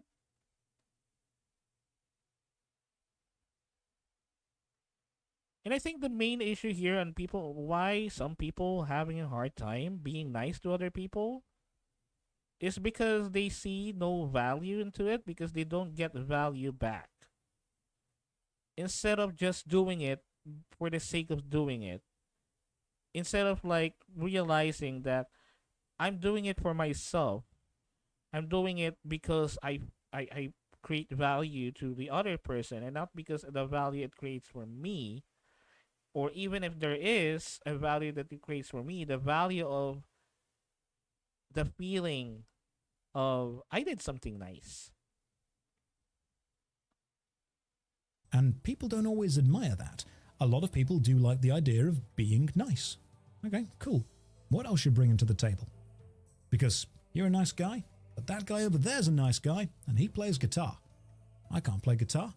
So if someone turns up and they're like, oh, I'm really attracted to people who play guitar, they're going to go over to him. Now, what happens if I don't play guitar, that other dude does? Someone rocks up and they're like, oh, I want to find someone who plays guitar. That's what I'm attracted to specifically. But the dude that plays guitar is a bit of a dick. Are they going to stay, oh, well, you know what? I really like that aspect, but I'm going to go with you instead because you're nice. No, sometimes people will go with the dickhead because they provide value in other areas of their life. That is a true thing. It's a true fact. Many people get into relationships because the value of those relationships is not specifically within the being nice bit. It's in the everything else that's there. People always go, oh, you know, why do all the girls always just go and date the really fit guys? Because they value that aesthetic. Okay, well, what if the guys are dickheads? Okay, maybe they don't value that aesthetic as much as they do value the physical stuff. Oh, but I'm a nice guy. Okay, are you saying that your treatment of someone needs to completely override their personal desire for something else, even if you may see it as detrimental to them? Because if you believe that your treatment of someone is more important to someone else than their own personal preference, you don't want a partner, you want a slave. And that's not cool, and it's not going to last. Yes, in the chat, this is going to be a long clip. That is... I think that's also the reason why. Again, I'm not gonna go into very, very specific details, but I think that's also gonna. I actually thought about it, and now that I think about it, it's also probably the reason why. It's been a while since I have been in a relationship, because I wanted to be with a person that values me for who I am. Not only because I'm nice, but they see value in me that matches what they think is valuable to them. You know,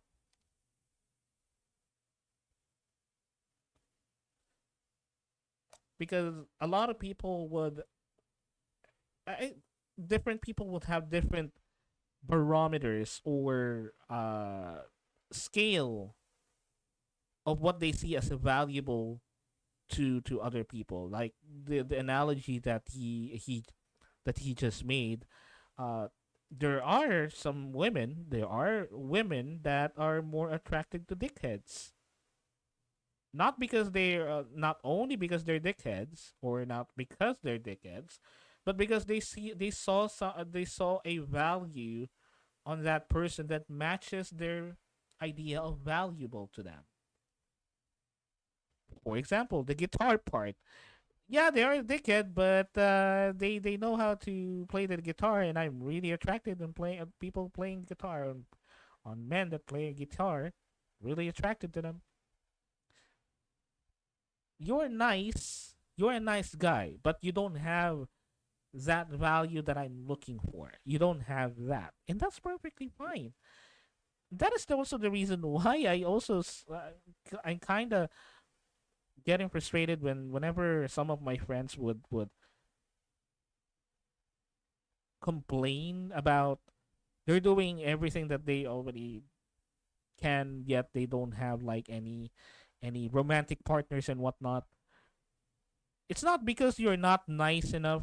It's just because you haven't really found that person that matches, that has a value, a set of value of a barometer of what's valuable to them that matches with what you bring to the table or what you are valuable for.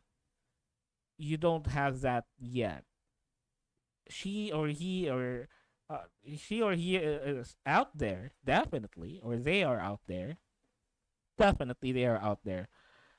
It's just a matter of finding them. It's just a matter of you and that person crossing paths and intertwining your fates. You know,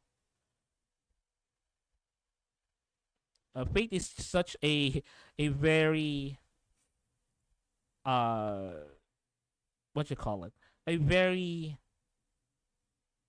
metaphysical concept, but I kind of still somehow believe about fate.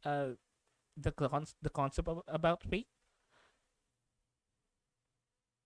So I still believe that it's just a matter of just meeting that particular person, which has a set list of valuable things for them that they're looking for, and it's just a matter of meeting them and them realizing that you have those same things that the other person, sees value from.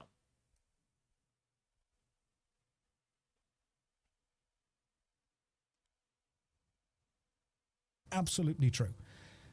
Yeah, my calves are pretty toned. Is that something? Yeah, please open. Bozy, open with that all the time. Whenever you go anywhere, just open with that. Yeah. Again, it does absolutely harken back to that kind of primal thing. And that's a great way of putting it. Harkening back to that ancestral primal desire to feel provided for. Different people, regardless of gender, are attracted to different things. And sometimes the elements that you have, as in being a nice person, is actually not considered an attractive trait by somebody else. You might consider it a healthy trait, which I would definitely say it is, but it's not necessarily always attractive. That's why people who are a little bit more dangerous, a little bit more bad boy, can be very sexy. That's why sometimes when I see a sign that says no loitering, I loiter. And people walk past and go, oh my God, look at that guy. He doesn't play by the rules. It's so cool. Sometimes when I used to work in a warehouse, there'd be a little yellow line drawn on the floor, dividing where the forklift and the foot traffic would go. And if there were no forklifts around, you know what I'd do? I'd walk on that line. Some of you in the chat went, you'd cross the line. God, no. Not madman. All right? I'm a bad boy. I'm not insane. Not suicidal. I'm just a little bit dangerous. That's the difference. Yeah, that's the thing, though. Some women actually love those types of men that doesn't live by the rules, or a little bit have a rebel spirit that doesn't answer to authority because they have their own world and they have their own set of rules that they live by, their moral code. Sometimes women likes that. There are women who are very attracted to that type of person. So that's why being a nice guy isn't enough, because being a nice guy should be just a basic human trait. Being nice to other people just should be normalized. Should be just a normal trait that a normal person should have.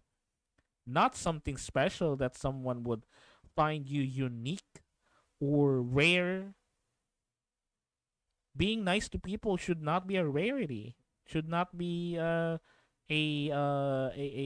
value like that has higher value because it's rare. It should be a norm.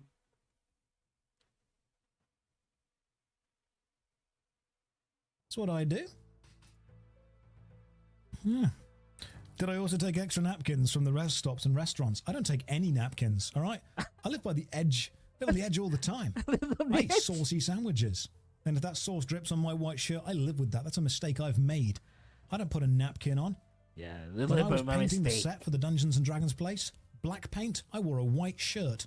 That's the definition of bravery right there. Straight up. Straight up brave. All right, now everyone is ridiculously, turned on by all those stories. Let's play some old school RuneScape. Okay. Turn everyone off again. All right, this is a very nice video. This is Josh Triface. I think this is his clipped channel, but he does have a main channel, I believe. And this guy is a very funny, informative guy, and I really love his videos. I really love watching his videos every now and then. And wow, this is a long react, huh? We already have it like 2 hours, and we're gonna be talking about something else. So anyway, just give me a moment. I'm gonna be taking a pee. real quick and refilling my coffee cup here. And once I come back, we'll be talking about Project Gear, my homebrew tabletop role playing game. I'm just gonna need to either discuss or rant about some things about it. Just gonna share what I have so far as progress goes, and we'll be right back. I'll be right back. Don't go away.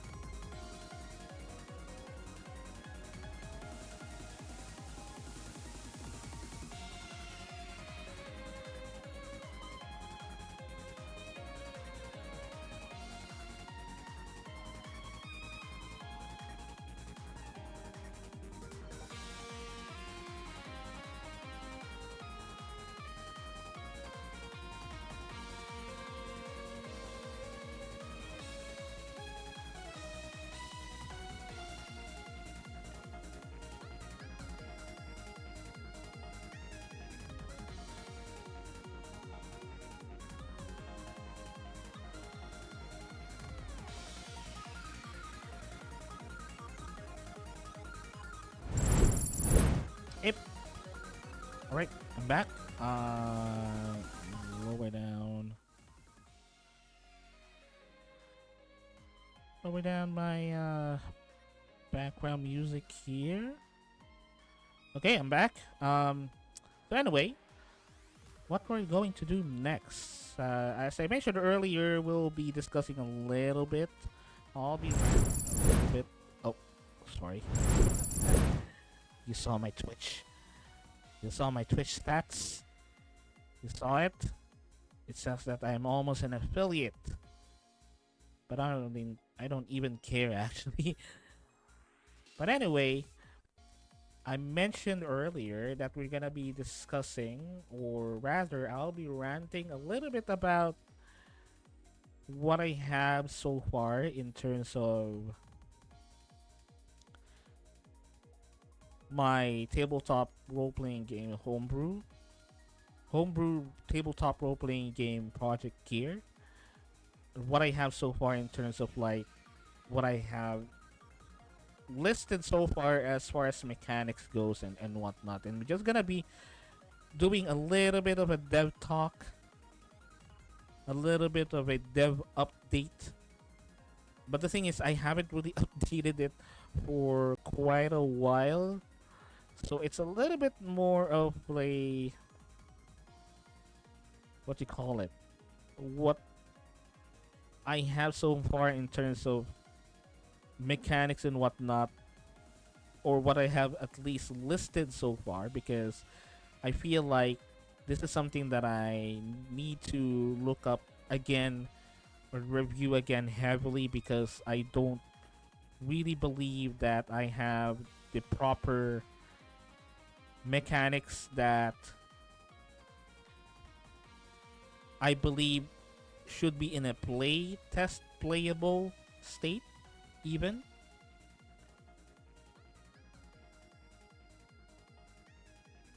You know what I mean? It's something that I believe that it's not even in a state of I can playtest this now and see what I needed to adjust kind of thing. It's more of like the rules are still confusing. That I need to work this one. I need to work on this one a little bit more in terms of what I'm really going for, which is something that I wanted to discuss today. Is finalizing, not really finalizing, but more of discussing further the ideas that I am going for when it comes to the overall goal of this particular tabletop role playing system in terms of like its play style and whatnot, and what value does it bring to people that wanted to play it, and what type of players are what I wanted to play this game with. So all of those things, and yeah, it's so confusing, but we're gonna get into that later. So you'll see what I mean a little bit later, but just give me one moment.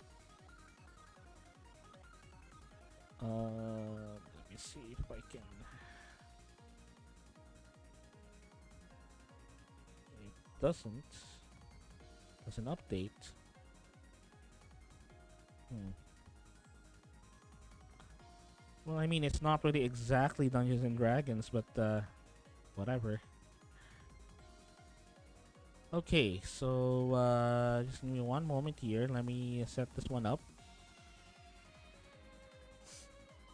So let me show you what I have so far in terms of like what I worked on in terms of like mechanics. So basically that's my Google Drive. Well, a part of my Google Drive, but that particular folder is all about Project Gear and whatnot. But this is what I have so far. I do have like the, not really the basic, but the most drafty, the most draft. I don't know how should I explain this. Like basically, it's a draft of the draft of the game mechanics, because I am still not confident about whether I should use this as the core mechanics of the system, because what I'm going for basically is a D20 system. But now the more that I think about it, the more that I realize that I wanted to actually do it on a lower dice system, like a D6 system in some sort. But that would require me to rework almost everything. But the whole idea about this is I wanted it to cater to newer players, so that whenever they, for example, if I were to create a quick start guide for the core mechanics, they will be able to understand the core mechanics much easier. And I know there's a lot of systems that does that already, so that's why I was kind of thinking of. Wait, just give me one moment. I was also kind of thinking of changing the core system to be in a lower dice system because of that. Because as you go up the dice ladder, with a D20 system, it makes things a little bit complicated. But here's the thing, though. I wanted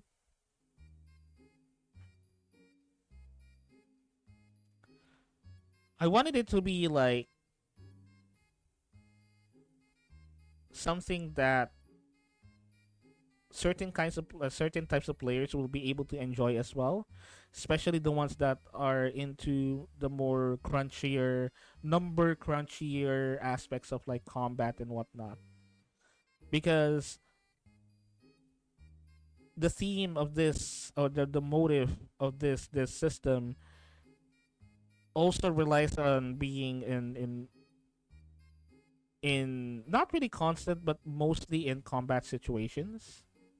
So I also wanted to create a system that enables these types of players that wanted to like build, mix and match, to be able to build a character that is optimized. Because there are players that are like that they wanted to optimize, they wanted to try out these wacky character concepts that are fully that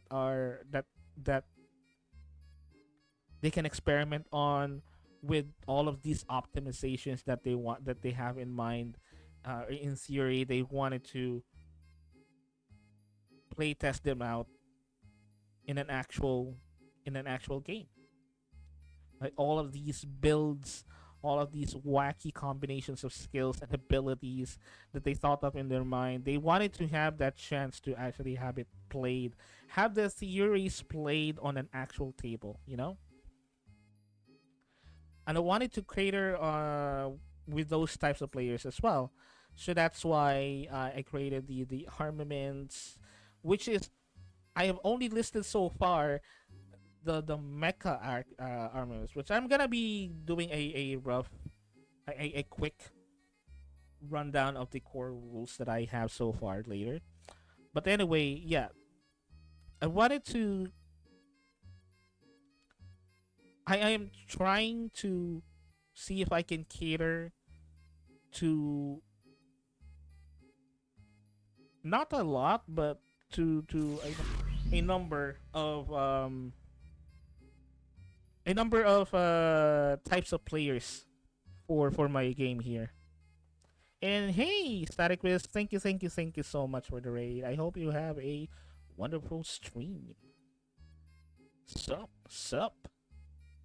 I hope you have a wonderful stream. And honestly, I was kind of startled by my fucking alerts. My fucking alerts are so loud. I was actually kind of startled, but I kind of like jumped. Oh my god, so pathetic. I'm so pathetic. But yeah, hello, and welcome to the stream, and thanks so much for the raid, Static Wiz. I hope you have a wonderful stream. You playing that bolt gun? That's a fun game. I wish I can get back to it again. Hopefully by next week. Hopefully. But anyway, oh, that's good. That's good. That is great to know. But anyway, well, not exactly D&D we're talking about. Not exactly, but my homebrew tabletop role-playing system, which is Project Gear. I'm just doing like a quick dev update slash rant about what I have so far for this project. But basically, going back, as I mentioned earlier, I was trying to see if I can create a system that caters to multiple types of players. Um, you're coping with the min maxing again, exactly.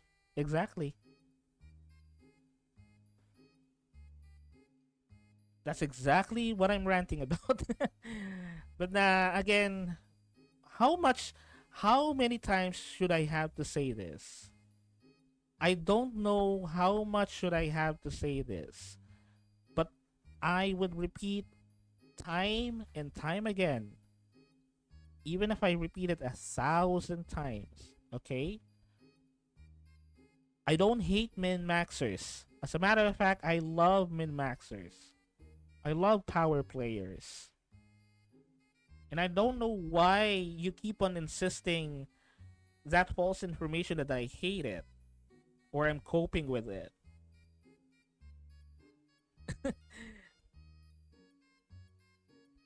How many times do I have to repeat it, old man, that I don't hate min maxers, I don't hate power players because it gives so much life, it gives me so much purpose to come up with ways to create challenges. Because by the end of the day, that's the thing. That's one of the things that is your job as a DM, to provide challenges to your players. And if your players are not challenged, you have to rethink how you prep your games or how you create campaigns. You don't want a easy, boring game. You wanted to create a game that would create some tension. I know you don't hate it. It's just like reminding of all the misprep encounters. Well, that's also another thing. No matter how you prep, there will be moments that you have to just throw out that scrap, that page you typed out because your players did something different. What I'm trying to say is, I don't I don't hate min maxers or power players. As a matter of fact, that's what I was explaining earlier. Is with the system that I was trying to create, I wanted it to also cater to players who loves to theory craft. You know, theory craft like character concepts uh, that are optimized for combat. Because the genre that I base on with this, that I was inspired on to create this system, involves a lot of combat. So I wanted to also create that aspect of gameplay. But at the same time, what I also wanted to do is to have a system easier to understand by newer players. So that's what I'm kind of having a hard time with, is trying to strike that balance between making the game easy and making the game crunchy, number crunchy, or have a lot of of customization options. And I think that's also where the one of the core concept of the system came from, that I created, which is I want to have to also a system that has a lot of customization options. It doesn't really have as much of like restriction when it comes to creating the concept of your character. Because first of all, the setting that I'm basing this system on is modern day, future modern day, technically. A combination of a little bit of a future tech and modern day culture setting or whatever.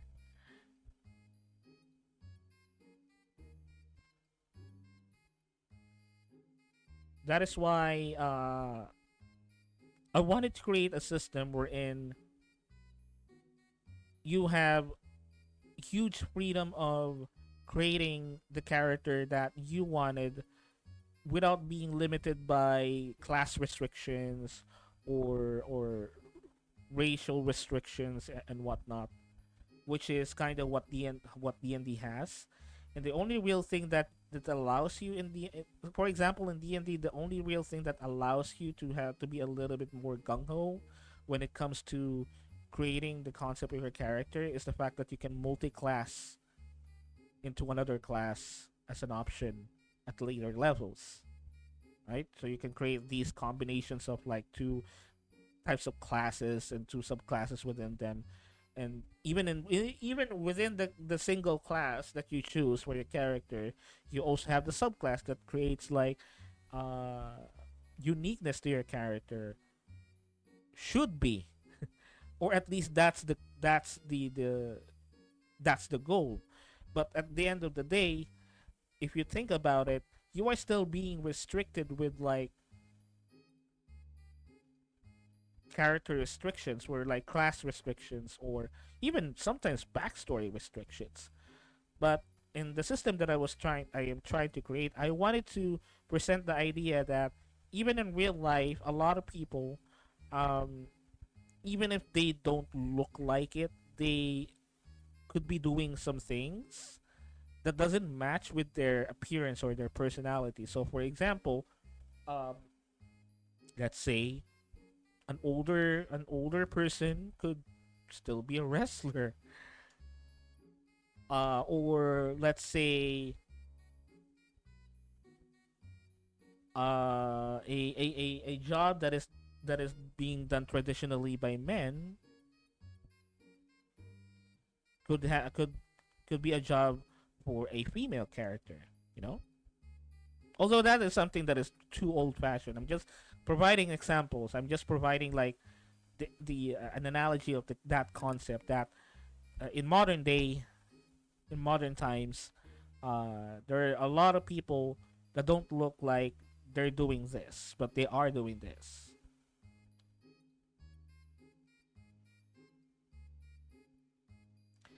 So, for example, a smaller, thinner person that doesn't have like physical bulk could be an expert martial artist, something like that.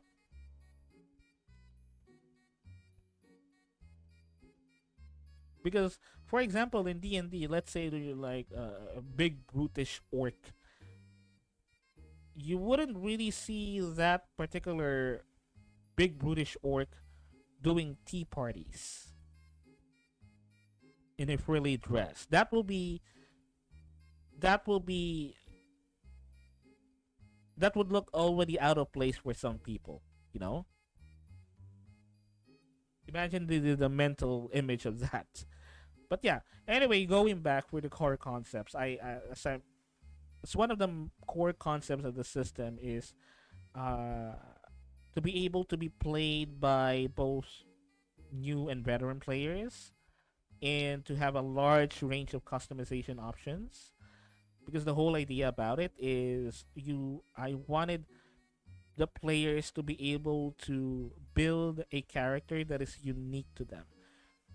And actually, one of my, I don't know if I would set it as a goal or more of like a dream, is to be able to create a system wherein you should be able to create like an analog of yourself as well.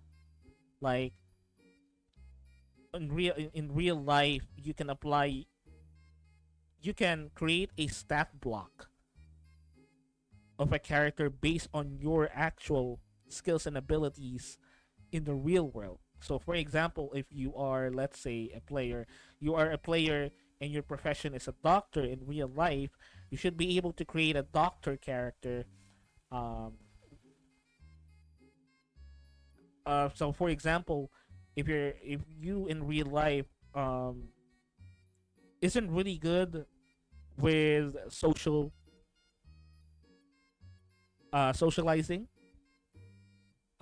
your character in game, you should be able to reflect that as well. If you choose to create an to create to, if you choose the option to create a character based on you yourself. And I believe there are already like tabletop role playing systems that has that concept, the option that allows you to create a character sheet that is based on your real life skills and abilities. I believe I kind of forgot the title, but anyway, This is what I have so far. I'm not gonna show everything. I'm just gonna talk about. Ooh, why do I have to? I'm just gonna talk a little bit about what I have so far.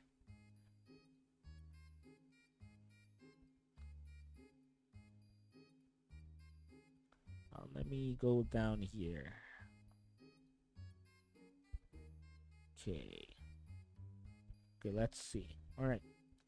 So this is what I have so far. For those of you who didn't know, just a quick overview of the Project Gear tabletop role playing game. It's basically heavily inspired by Japanese armored heroes. Well, they're not really heroes most of all the time, but they're heroes most of the time. We're talking about Kamen Rider, uh, mostly Kamen Rider. But the whole idea about this, in the most basic sense, is in modern times, future modern times, there are people who have the ability to transform into these warriors these armored warriors or armored fighters that also that also gives them like enhanced abilities. And the whole idea about it is that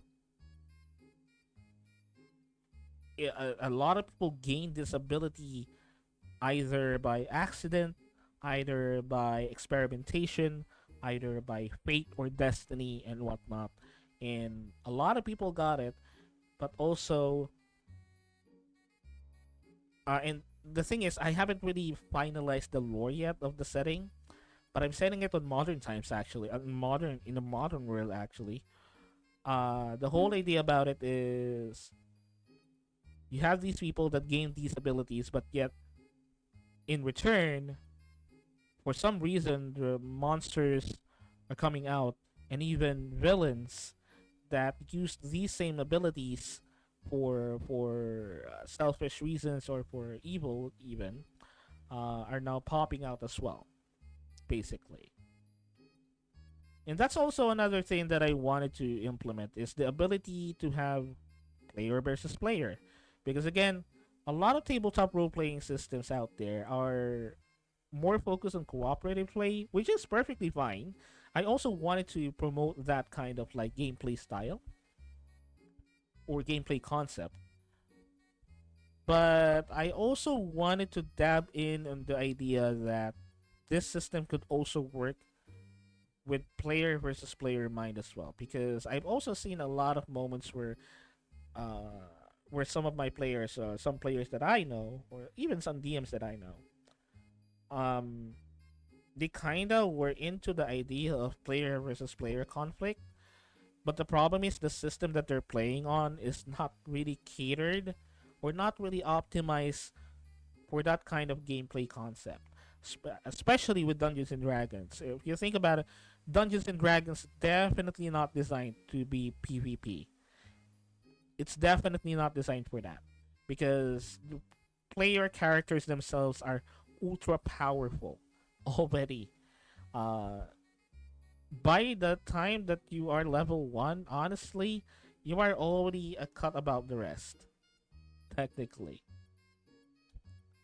And just two powerful forces opposing to each other, they will just cancel out each other, really. It doesn't really matter if you optimize your characters to beat this other player's character. It doesn't really matter.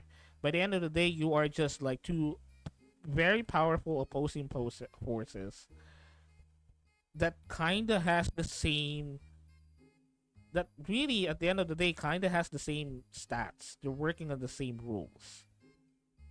So that kind of cancels out each other, even though someone is dead and someone is alive through that conflict, or someone goes down and the other one is still up in that conflict. That doesn't mean that you have like a true quarrel or a true battle, because both of you are already two powerful beings already. So it kind of removes that aspect of conflict already, because there's no conflict in the first place. if you're just two individuals that have kind of almost the same power level, really. There's no conflict.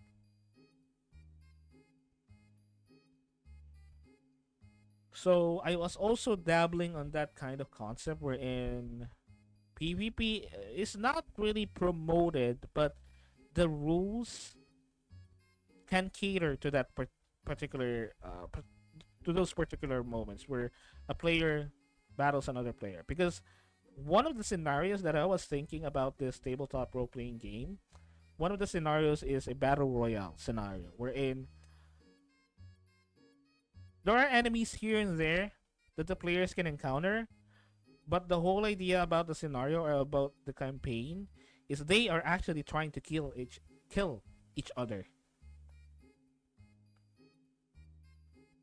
The players on the table are actually trying to kill each other and trying to be the one standing, the only one standing at the end. And again, that is something that I haven't really encountered in any campaigns, at least personally. So that could be a cool concept where the players themselves are actually against each other, and the role playing allows them to either probably work with another player in the meantime, or betray another player in the meantime, something like that.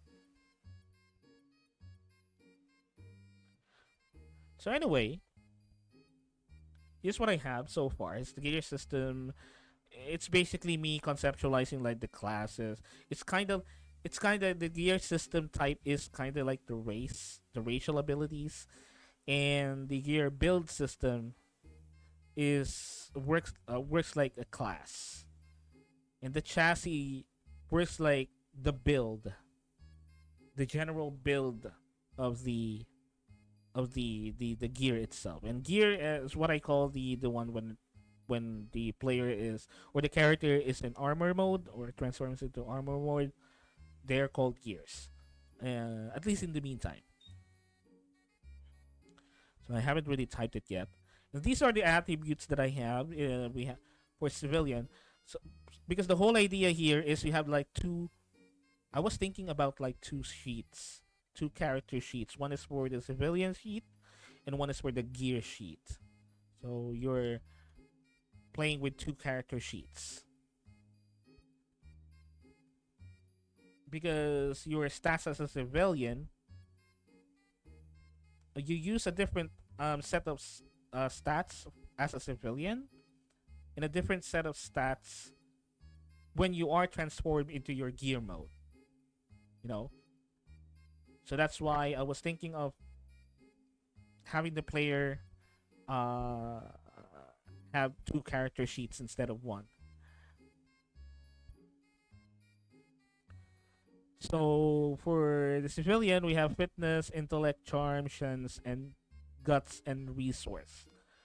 So right from the start, it's not your traditional like strength, dexterity, wisdom, charisma type of thing.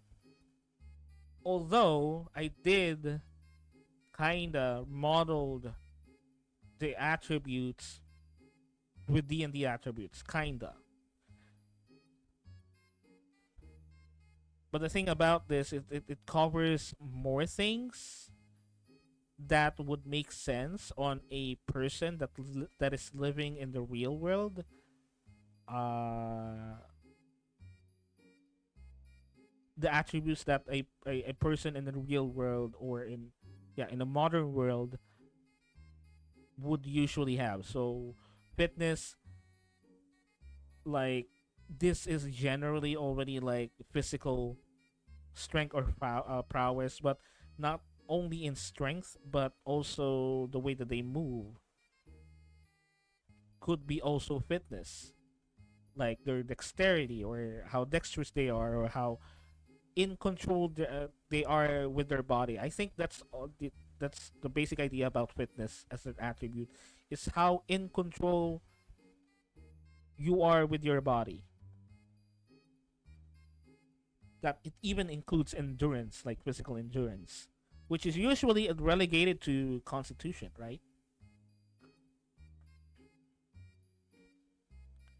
yeah, these are the attributes that I have, and now I mentioned earlier that what I'm trying to do is to make the player use two character sheets. So that's why we also have gear attributes like might, evasion, armor, speed, and energy. So these are like attributes that is related to your gear, more related to your gear than yourself, than you as a human. And also that's another thing. There are no racial qualities here or racial attributes here because as a civilian, you should be always human, or I at least that's ideally that what should happen. I do have I did have some plans on adding other races such as like aliens or space people, whatnot. But I'm still thinking about it. I'm still thinking about doing those. Maybe I can do those on an expansion if you know this would this would take off. But other than that, I don't really have any plans on adding humans, adding other species of beings.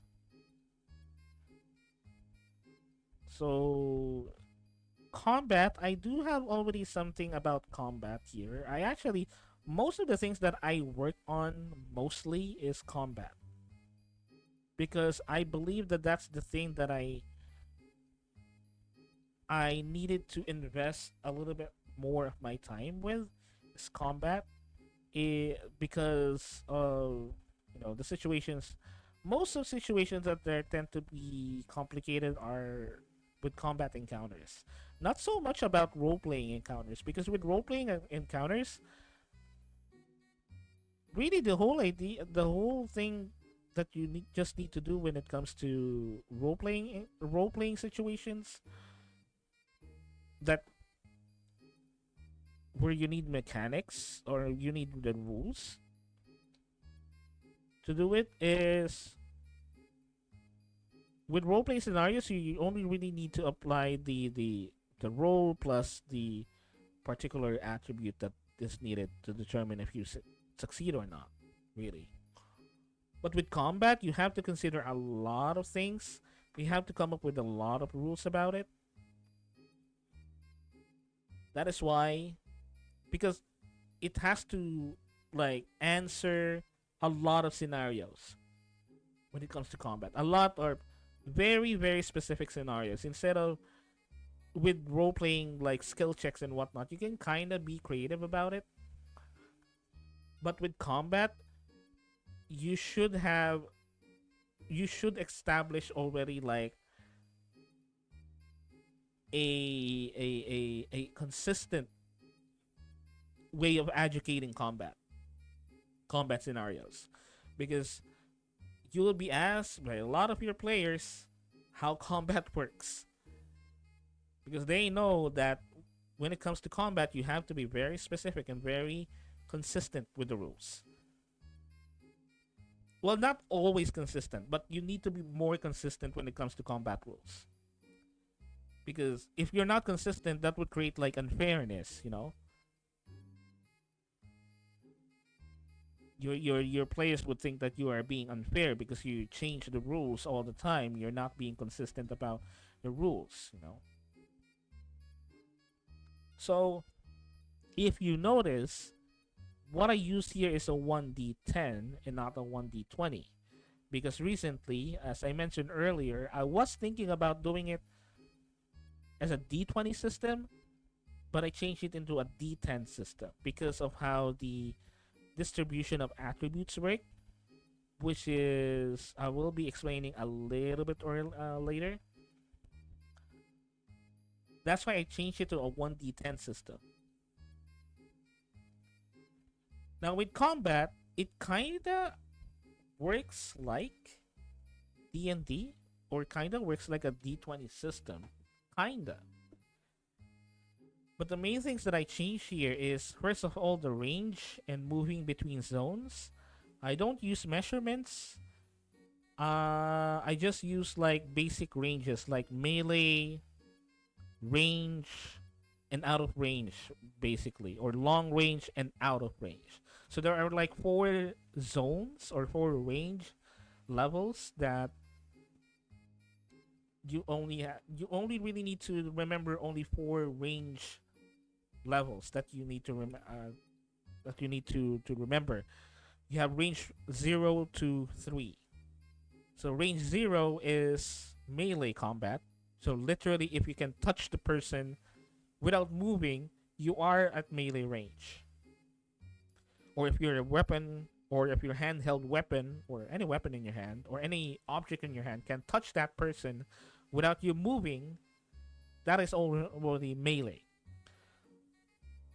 If if not, that would be range 1, which is short range. Now, if the short range is even farther, that the range is even farther than short range, that's already long range. So that would, I guess, be with ranged weapons like guns, arrows, and whatnot. Now, the last level to that is out of range, which means only mostly specialized weapons can reach, like let's say sniper rifles that has bolstered range and whatnot. We're talking about like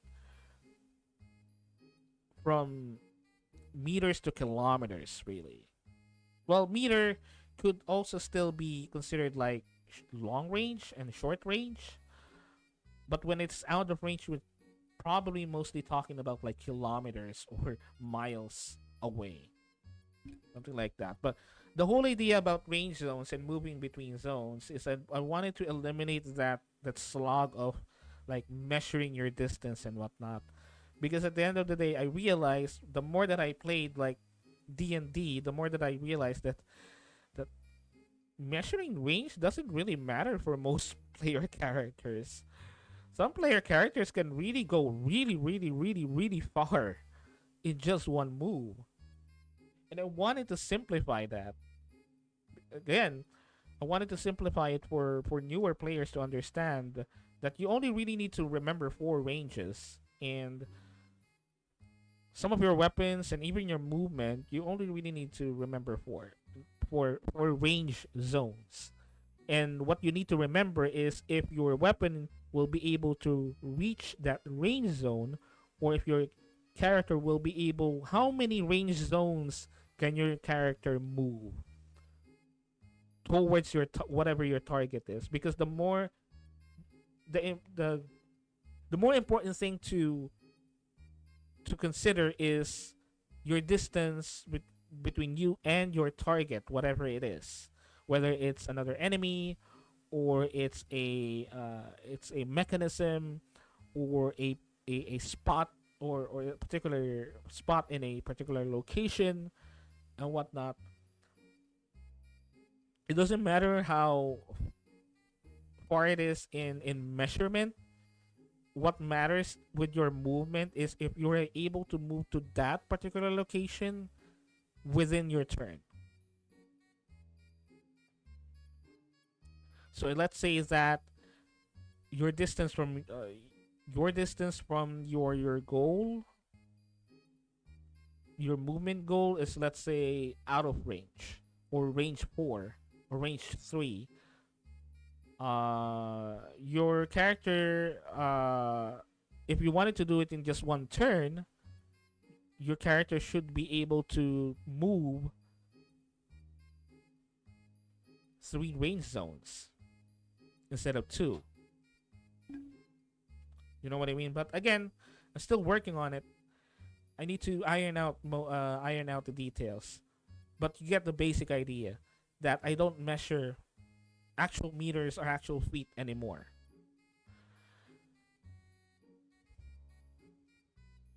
So actions, reactions, extractions, movement, they can take it whatever they wanted, just like D&D. Now the transforming phase, that takes one action, and this is very important because I will be discussing later that, for example, your health points or your health pool differs when you are in civilian mode versus when you are on gear mode. And the damage that you take is more lethal when you are on civilian mode because you are a squishy human. We don't have anything to protect you at all. So being a squishy human, if someone, let's say, fires a shot at you, you don't have like any armor to protect you. You'll get shot. Most likely you'll be either dead or heavily injured. So it's very important to remember that you have this action because this is the only way that you'll be able to transform into your gear form, which changes the rules around your health points or hit points or how you take damage. And I also added this tension meter, this tension rule. This is actually came from the rule set that I was basing this rule set on. Basically, the more that the encounter goes on, the more it gets intense, and it's representative by adding the points to your attack actions or to your evasion actions or to your assist actions, whatever rolls that you are getting, that you are rolling. You always add the tension score, and the tension score uh increases with each round.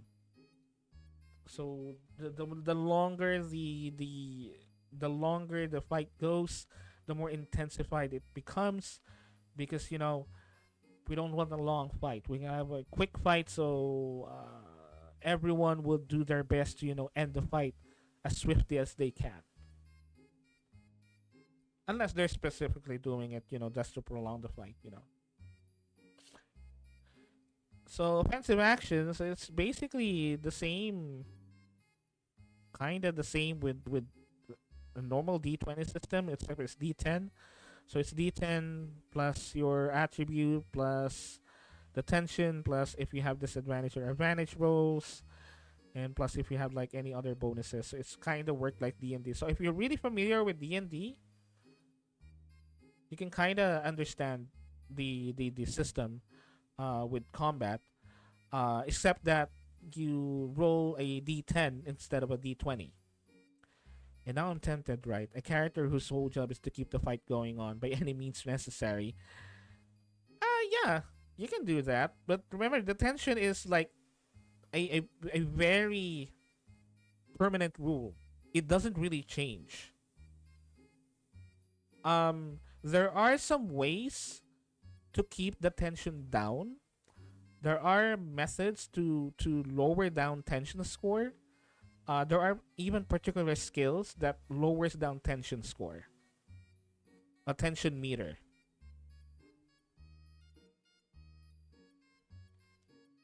He would just heal the villain and grab random people from the crowd and force them to throw hands, anything to keep the fight going. But though, yeah, well, the whole idea about tension is like the longer the fight goes, the more intensified it becomes. And if you wanted to prolong the fight, you have to find some ways to lower tension, which is are very very specific. There are very specific scenarios where tension is lowered, but more often than not, tension would always increase with most combat encounters.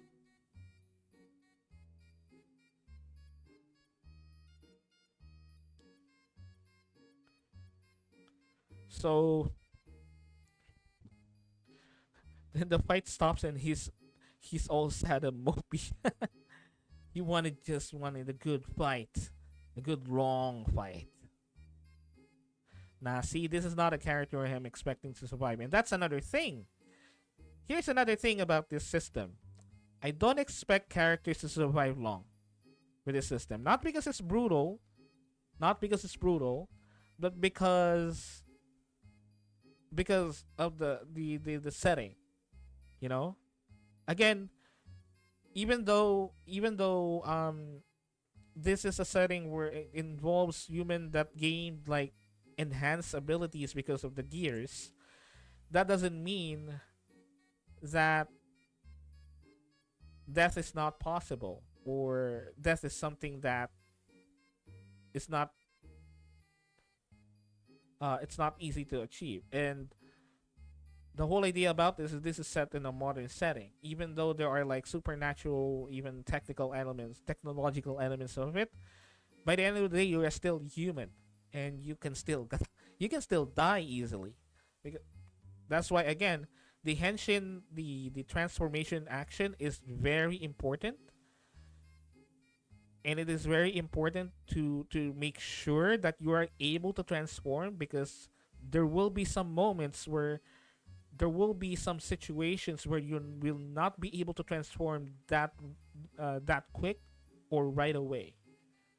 There will be situations like that because that makes the difference between you being killed as a squishy human or you being able to survive a little bit longer because you are gear. My goal is to have max tension, any means necessary. There are also ways to to increase tension, double the increase of tension, or increase tension quickly. There are also some ways to do that. Like for example, taunting. If you taunt,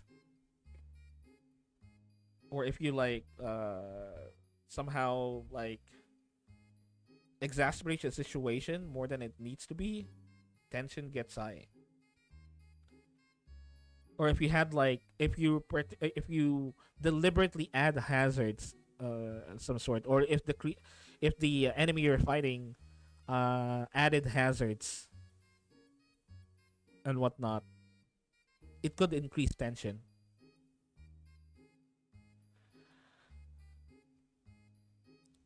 Now, here's the thing though. What I did here is unlike D&D, where you have like there's just a quick guide of like actions that you can take. I wanted to emphasize um, the idea of creating a set of actions that you can do offensively and defensively because I think that's also another thing that I kind of notice with games like D&D, or I guess this is just maybe because of the way that some DMs do it. Is most of sometimes newer players will have a hard time knowing what they can or cannot do in combat, because they still have this mentality of like video game logic. If it is not programmed in the video game, you cannot do it. That's a mentality that a lot of like newer players especially still have.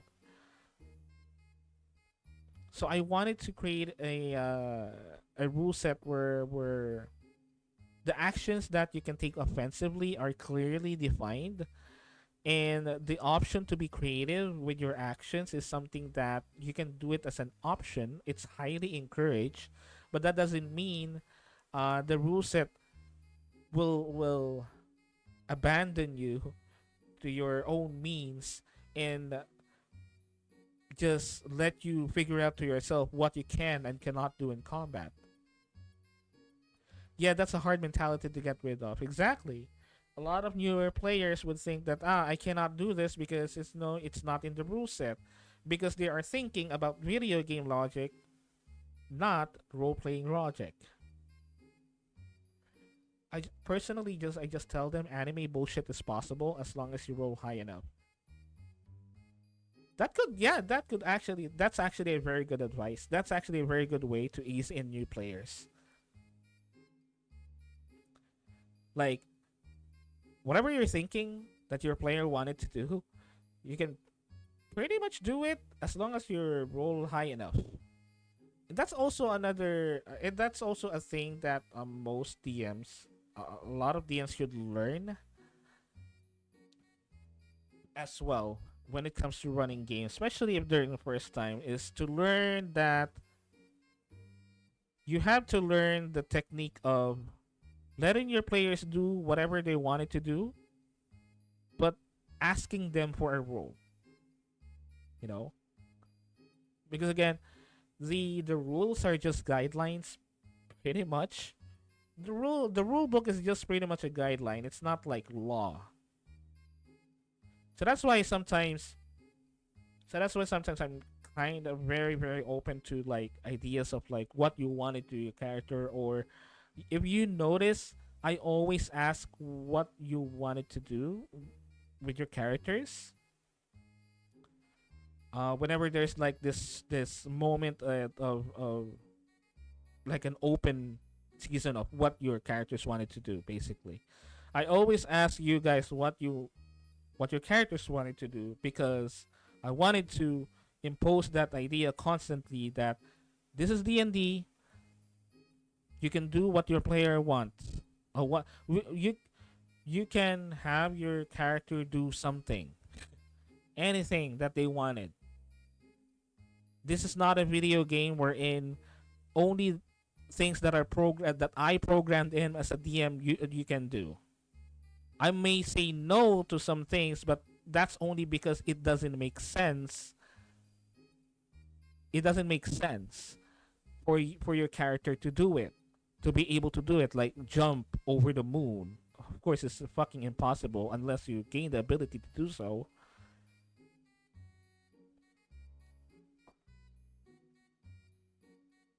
You experienced that exact mentality from me firsthand.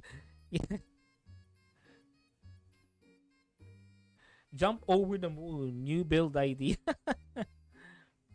Like literally jump over the moon. But yeah, I think also a lot of DMs should learn that, especially first time DMs, that you can actually let your players do pretty much anything as long as they can roll high for it. So going back to the example, jump over the moon.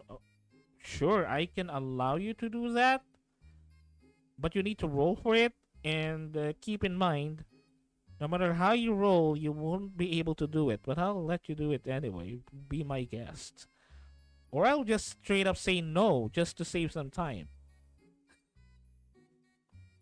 I do not care. I will find a way to do it. Yeah, of course. You always find a way. Of course. That's your whole play style. You always find a way. Which is fun. Theory crafting is fun. Crafting theories is fun. And I think,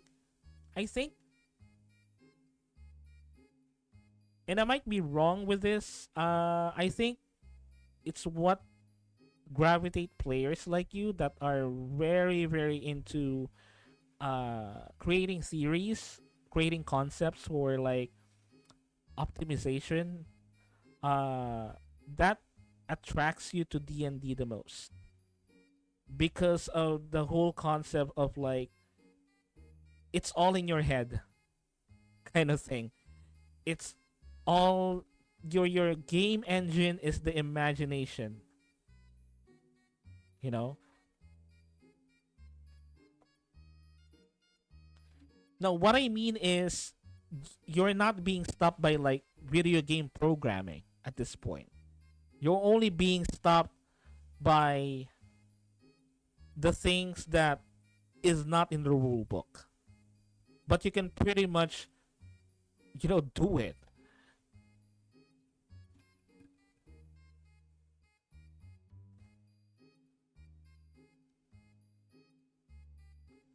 So I believe if static, if you I actually also I wholly believe that you will be a great game designer. You'll be a very good game designer, because you can think of a lot of scenarios in your head. You can conceptualize a lot of scenarios in your head, which is also something that I wanted to learn from you, is how you're able to have to create these scenarios in your head very quickly.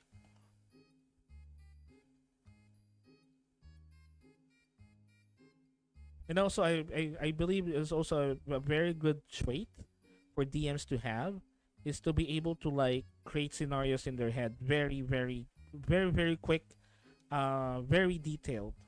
Because honestly, the way that you roll for smites, the way that you play Archeon is something that amazes me even to this day, because you're able to have deep understanding of how your character works through rolls, through dice rolls. Like if there's anyone that can understand Archeon the most, it's you and no one else. Because even me, I don't understand how your roll works. I just ask you how much damage did you how much high of a damage did you get with those rolls, with all of those computations. I don't even care what those computations meant. Really, honestly, I would admit sometimes I just don't care how you got those numbers, because I trust you to not cheat, because cheating for the type of player that you are, cheating for you is like easy mode. It's insulting. It insults your intelligence to cheat. So that's why I'm pretty sure you don't cheat. I would give my heart and soul to anyone, to the devil. I swear to my I swear to whoever's up there that you don't cheat, because I know you as a player that cheating for you is something that insults your intelligence. How much damage? 107, and it's dead. That is why most of the time I only ask you for like damage numbers, because it just makes the my work faster. I don't bother asking you how did you get so much damage. I just ask you the damage, and I said, "Alright, okay, it's dead." Yeah, cheating removes the whole point of it. Yeah, exactly. That's why I completely trust that you don't cheat. I completely trust you that you're not cheating, or you're not fumbling your rolls. You're not fudging your rolls, because it's an insult to your intelligence.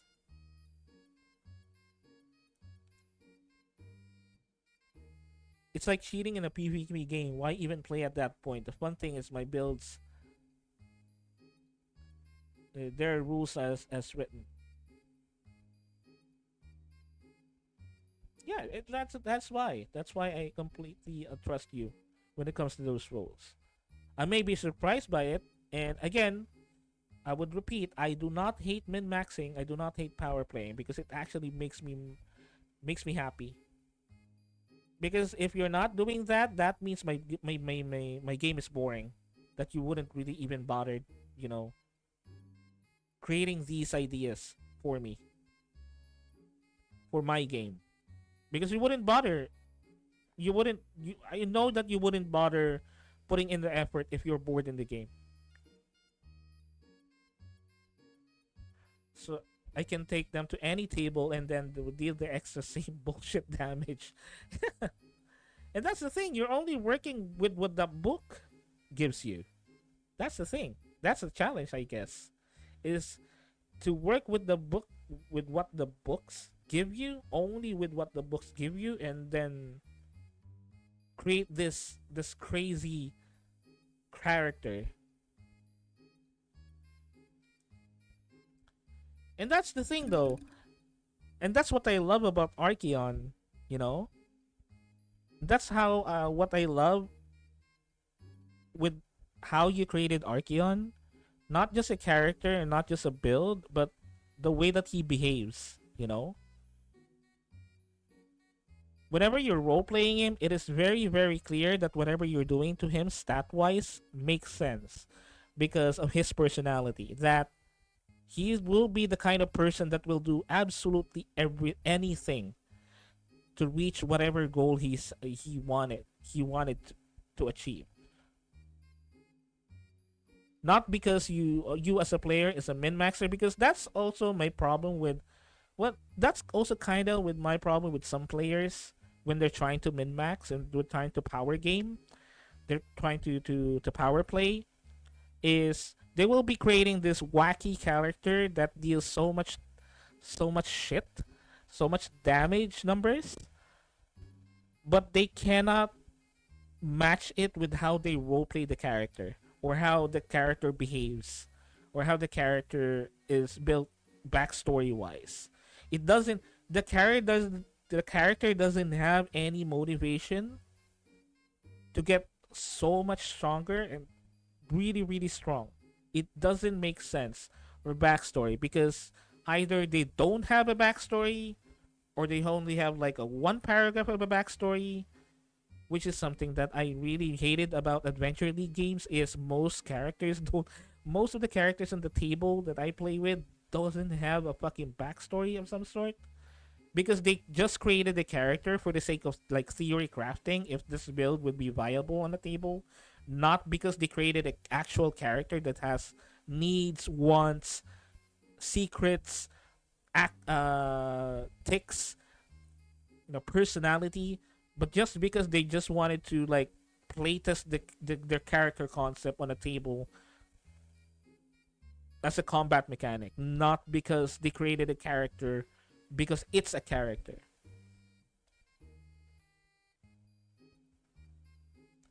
Yeah, that's the idea I'm going for. A strong build with a reason, roleplay doesn't stop just because combat starts.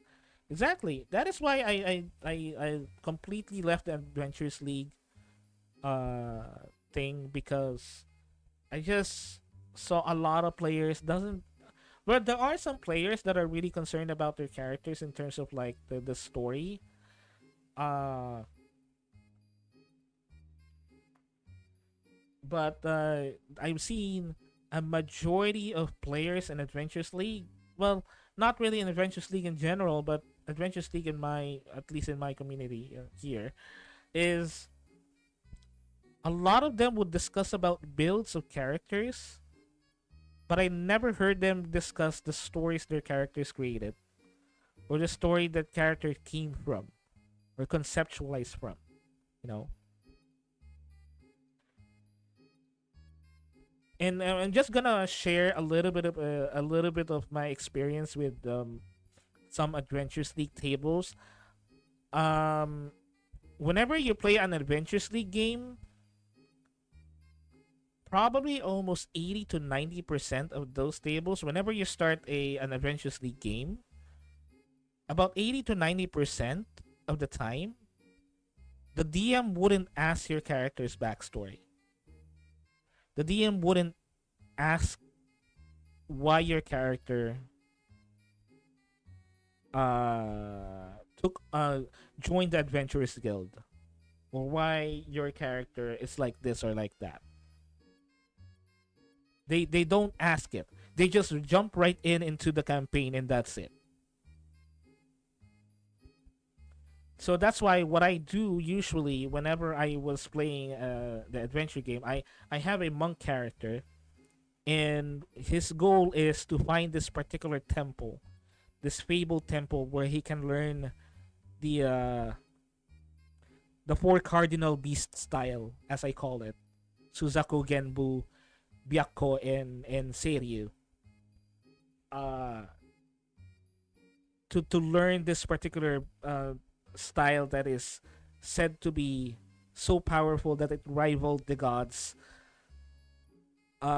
Because it was created to kill the gods. Uh, and he was searching for this temple that is said to be holding this scroll. By the way, I fucking patterned this after Kung Fu Panda, really. But he was finding this like mythical temple or a mythical place wherein this scroll is located.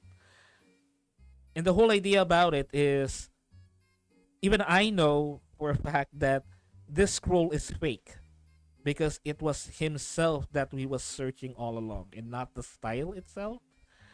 So I always introduce my character with that backstory, like always, no fail. But the problem is most DMs in Adventures League games, most of the time they would just ask what your character looks like, something like that, and then they would jump right ahead in the story, jump right ahead into the encounter. I have been in a table where the DM fucking sped run the camp the adventure, and even bragged about it. He's he was bragging that he could speed run this adventure for like, I don't know, fucking an hour basically, and he was bragging about it. And I was like, huh? You can speed run a fucking D&D adventure? You can do that? How would that work though? Because as a DM, you do not really have any control really. That's at least what my perception of a DM is during that time.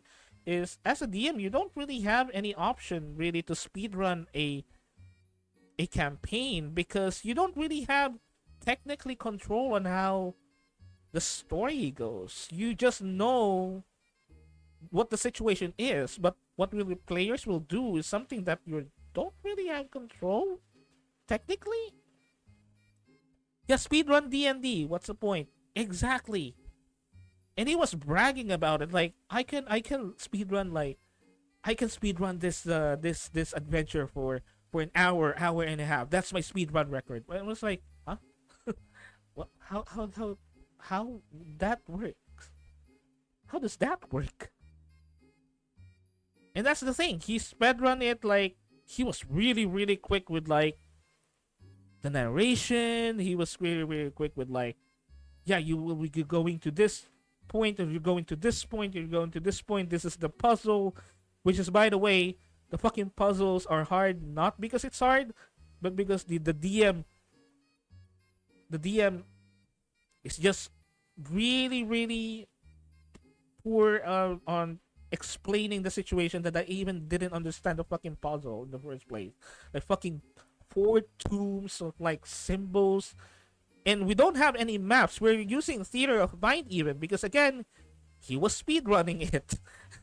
So he thinks that I don't need any maps. I don't need miniatures. I don't need the maps.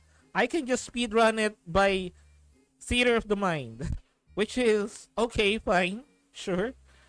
Because with the theater of the mind, you can just like explain things or describe things. But what he does is he's describing things poorly because he was speedrunning it. Air quotes. So, huh. And the thing is, he was speedrunning it because the whole idea of speedrunning the adventure is for our characters to be able to gain like the points that we need to buy shit. Because in Adventures League, whenever you the main way that your character level up, the main way to do it is to finish an adventure or finish a specific number of adventures depending on your level, so you can level up. That's the only way that you can actually level up, is by finishing adventures. Adventures League has these seasons where it like involves like multiple adventures that are happening on multiple tables on a particular event. So for example, from what I remember, the last event that I was in involves like the Astral Sea, and the Githyanki and the Githzerai, the flying squids, ridden by the Illithids, the Mind Flayers and whatnot. So it's all space themed and whatnot. And the war between the Gith and the Illithids that enslaved them. Uh the adventures that we are playing on the table revolves around that main scenario. So it's all space themed and it's all like spaceships and whatnot. But it's D&D. Um so yeah. Uh when you finish an amount an amount of adventures, that's the only way that your character level up. And also you get like particular amount of gold or particular amount of like credits, I guess, uh that you can exchange for gear, for magic weapons, magic gear and whatnot. uh and you'll also be able to like earn a certain amount of downtime for your character to like learn new feats, to create magical items and whatnot. So it's basically like, yeah, it's basically almost like a video game of some sort. But that's the main reason why that particular DM was speed running the shit, was speed running the adventures so that his players will be able to get the shit that they wanted faster, because he was able to finish up adventures more quickly, which is something that I don't know. I don't get it.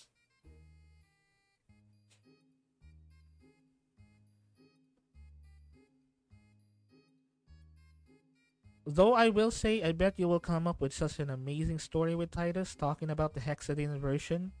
I I have some plans with Titus from that Halloween one shot that we did, which is by the way canon. I have some I have some ideas with them. Although I would say, not really spoilerish, not really that much spoiler, but yeah, you will. Titus has been in some things,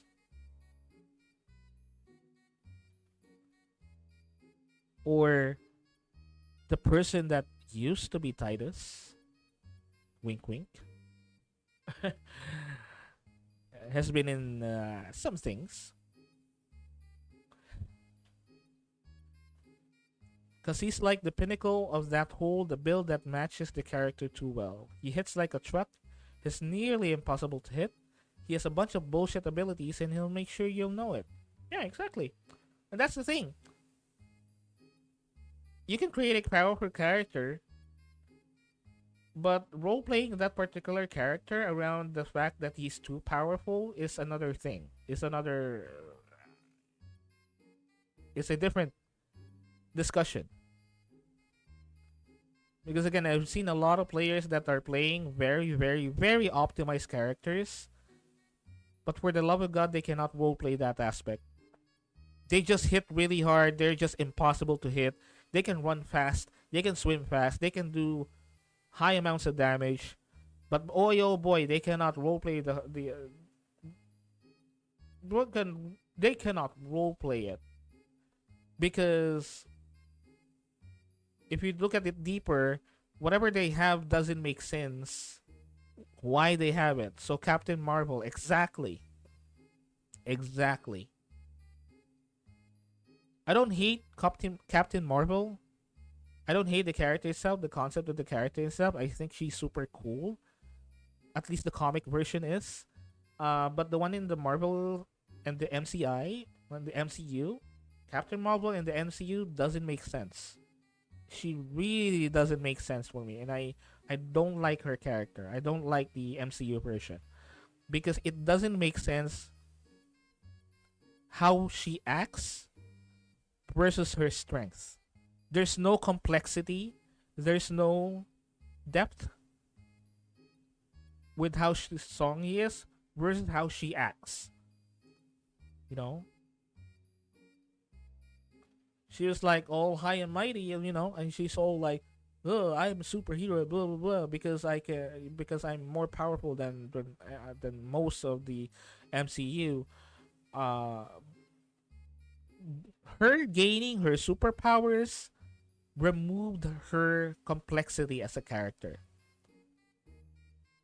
While Superman gains his complexity because of how powerful he is. Same time Saitama from One Punch Man. They are very powerful characters. Saitama is a very powerful character, but his complexity as a character comes from the fact that he is very strong. He is very strong. And in some cases, like Archeon, like Titus, your character Archeon, his complexity comes from the fact that he is very, very powerful, but there are things that he cannot really do, such as socializing or being nice to people, or being emotional, because the only emotion that he mostly exudes is being angry.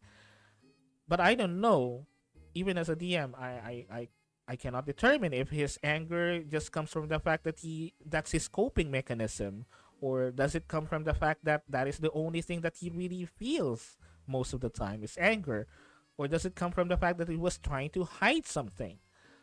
That's where the complexity lies. If we're creating a character that is just strong for just the sake of being strong, and that strength doesn't create complications, you're just creating someone that is just strong. It's not a character. It's just a build.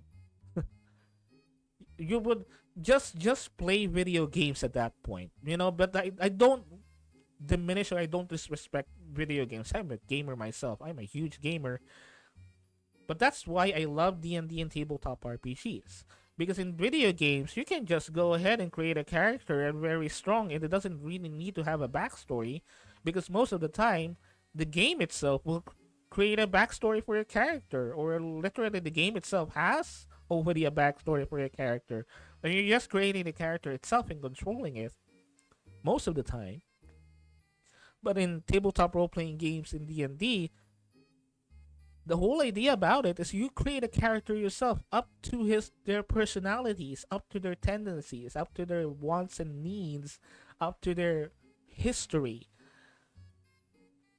And I think that's also really the thing that I also wanted to present in my own system, is the idea of you are creating a character.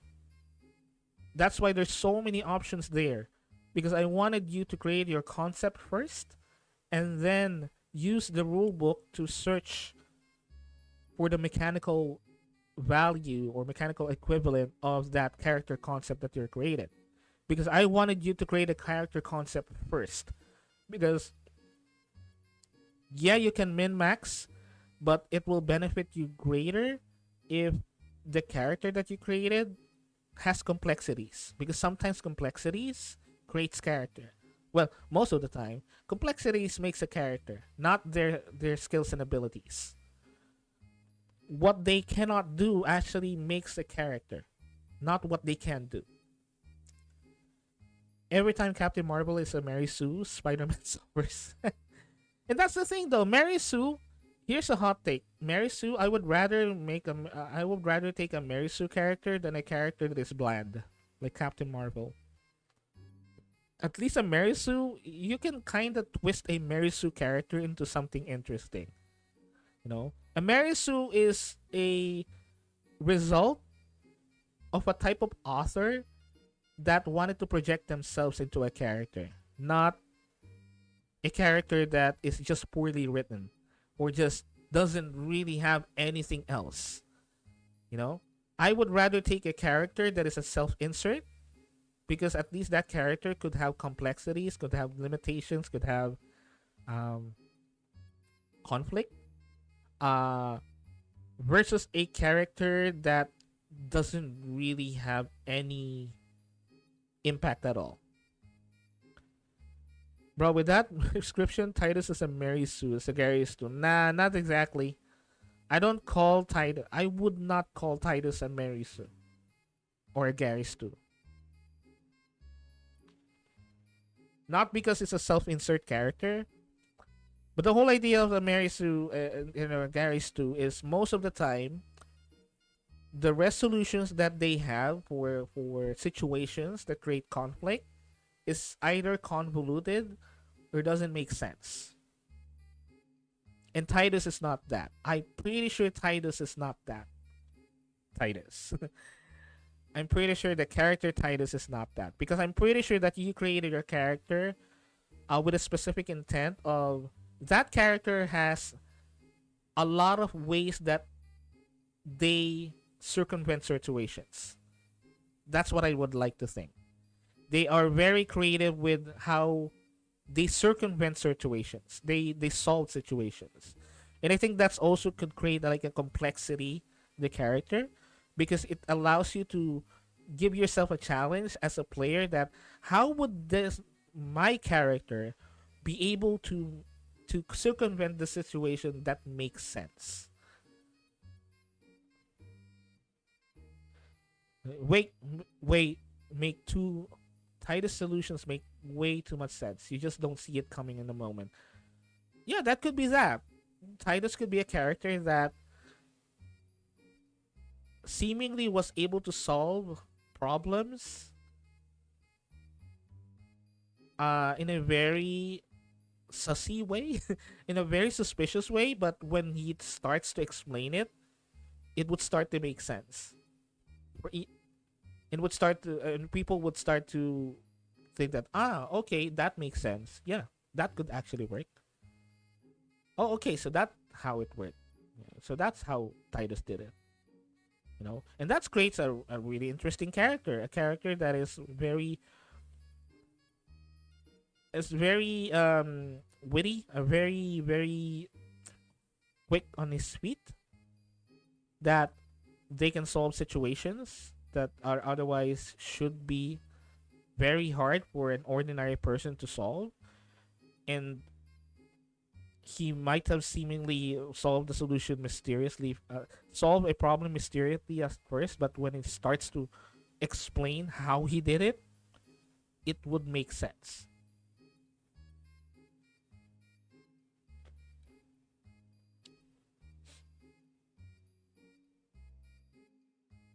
How did you manage to kill a red dragon? I hit really hard. Yeah, sometimes that's the best solution. You just hit really, really hard. Sometimes it's just as simple as that. Occam's razor. Mm, Sometimes the greatest solution is the most simplest one.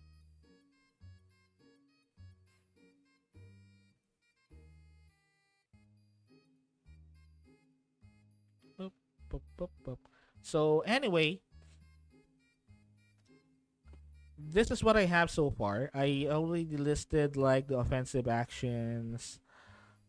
What I love about offensive actions is the duel mechanic. This is what I love. I love that I added this mechanic because this is something that I also really wanted to add to my D&D games. The duel mechanic. So basically, think about it as just two individuals just exchanging blows or clashing swords, or you know you see with those uh Star Wars movies, you have like the lightsaber clashes, or maybe a face off, uh two sword users like that, or maybe in the fisticuffs you just hit each other constantly trying to gain momentum, or trying to gain an upper hand to one person. You're not really, well, you're damaging each other, but not so much as getting the person down, but much so of gaining the upper hand, like controlling them, or maybe like a grapple, because it also kind of works. It also could work on a grappling mechanic type of thing. Like if you choose to duel someone, you're essentially grappling them because you're not letting them do any other actions at all besides hitting you back, or they cannot concentrate on moving their target to another person because they're too busy dealing with you. You know, so I love the dual mechanic. That's why there's a lot of rules here, because I really wanted to make sure that this works. I wanted to like be clear and concise when it comes to how the duels work, because I believe that the dual action is something that a lot of players might use. I'm even seeing myself using dual all the time, because this is a technically a crowd control mechanic. Not really as much crowd control, but um a character control mechanic, or a creature control mechanic, where you can literally like control the momentum of your target by not allowing them to use any other actions to against other people besides you. You're locking them into you. I use the red dragon as an example, because as the Iron experience, you can actually injure a red dragon at level 5. Yeah, you can actually. You do have. Here's the thing though, you can damage a lot of monsters. even at low levels. It's just a matter of you hit them or not.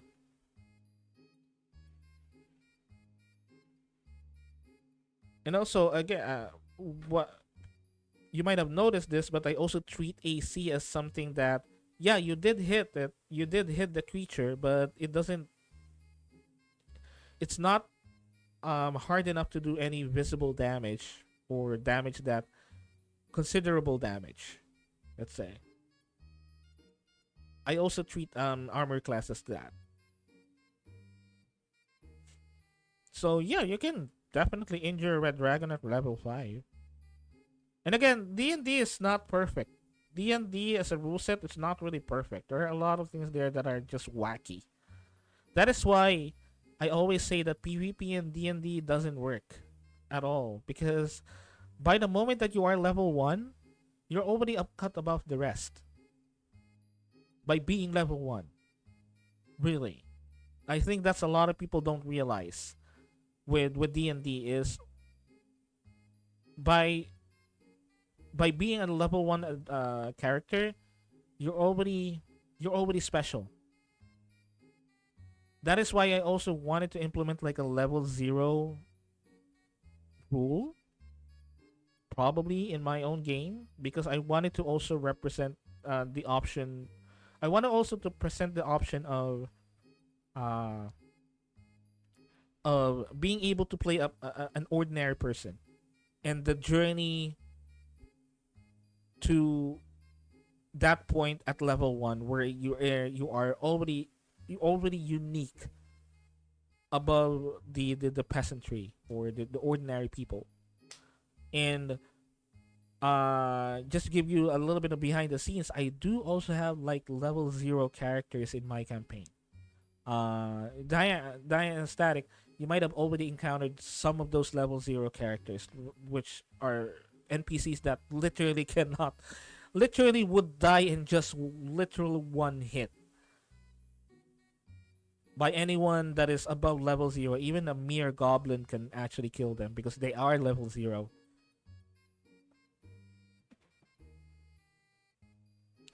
Nana, I'm talking one attack, half HP gone because I rolled a hit with advantage and everything. No, I was talking about the same thing. I was talking about the same thing. Again, at level 5, even at level 1, you're already cut above the rest. I would dare say that even at level 1, you can injure a red dragon to half HP as long as you can use sustain yourself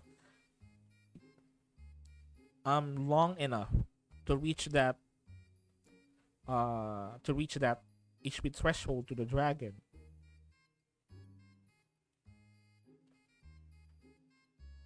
Because I have this theory that even if you're level 1, you can actually technically face a red dragon as long as you're being smart about it. And it doesn't even involve character stats. You can just be creative. Like, I don't know, let's say luring a red dragon with a gold dragon and have them juke it out. You didn't do anything, but you did actually influence the dragon to attack you.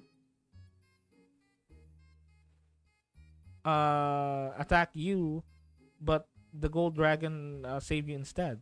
You can do that. We're talking about fucking D&D here. I see, that's the thing. I wasn't smart about it. Because that's the easiest way, and sometimes the easiest way is just the more convenient way. The easiest way is the way that makes more sense. It can be as easy as just being able to hit the dragon a lot, or it can be as hard as being a level 1, luring the dragon into a gold dragon's lair and have them juke them out, have them fight. There was a giant zombie, a red dragon, and a nature spirit in one arena. I chose to attack them all at once. You can do that as well. You can do that. And that's the beauty of tabletop role-playing games. You can actually almost do anything. The only thing that's really stopping you is the rule book of what you can do, what you have as a character, what you don't have as a character.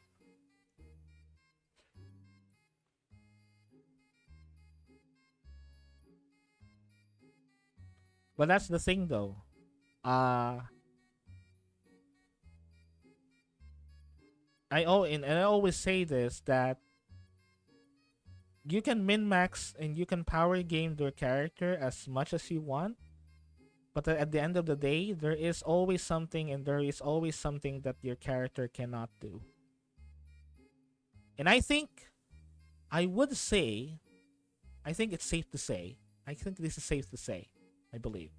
I would say that you're almost had that kind of situation lately with the recent sessions with Archeon. I actually can confidently say now that you were almost at that situation we're in. You slowly discover that Archeon, while he's being powerful, while he was really, really powerful. I'm not saying this because Archeon doesn't have his right hand. I'm saying this because Archeon is Archeon. There are things that Archeon cannot do. And I think that's a very, very interesting aspect of Archeon that I wanted to explore more, is the fact that there are things that Archeon cannot do. And that's a very, very good like concept to explore more in terms of like progress of the story.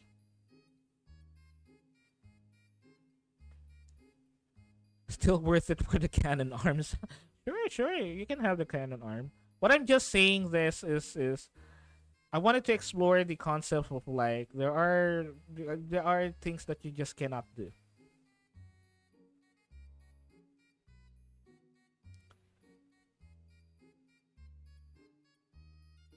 So anyway, going back to what I'm talking about, duel. I really love this system. I really love this rule.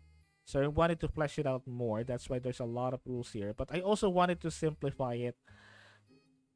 But in simplified terms, duel is a mechanic that allows you to control another character, or allows you to control another creature or another person, whatever that you're targeting, and lock them into you, so you can either try to dominate their movement, dominate them, to either control their movements or control their actions, because they're very busy dealing with you.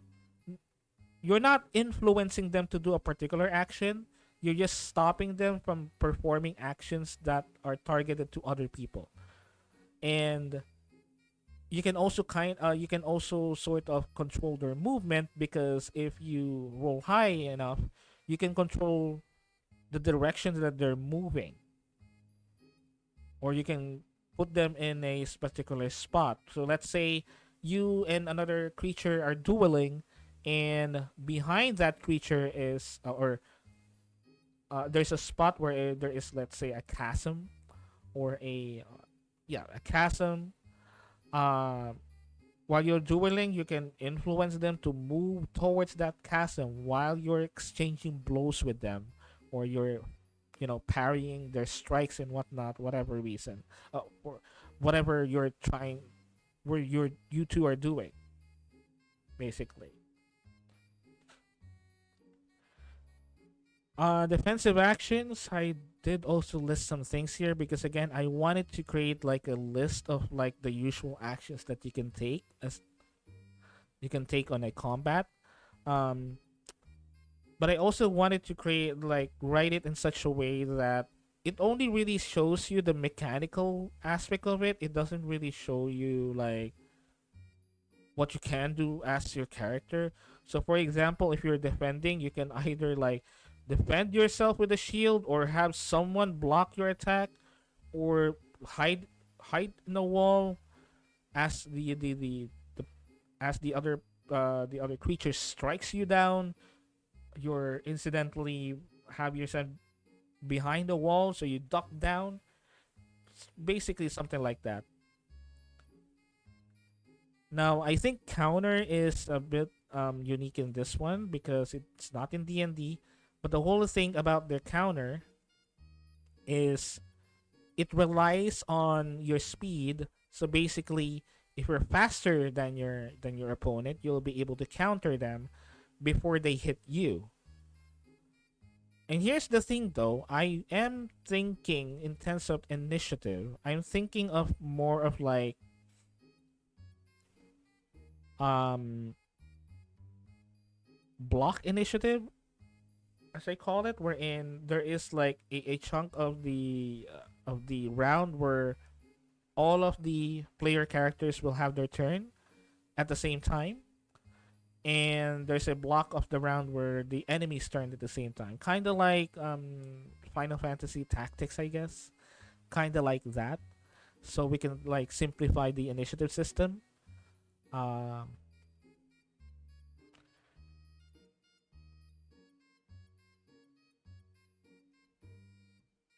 And another thing about the counter is you do it as a defensive action. So if your defense or your defending roll is a success,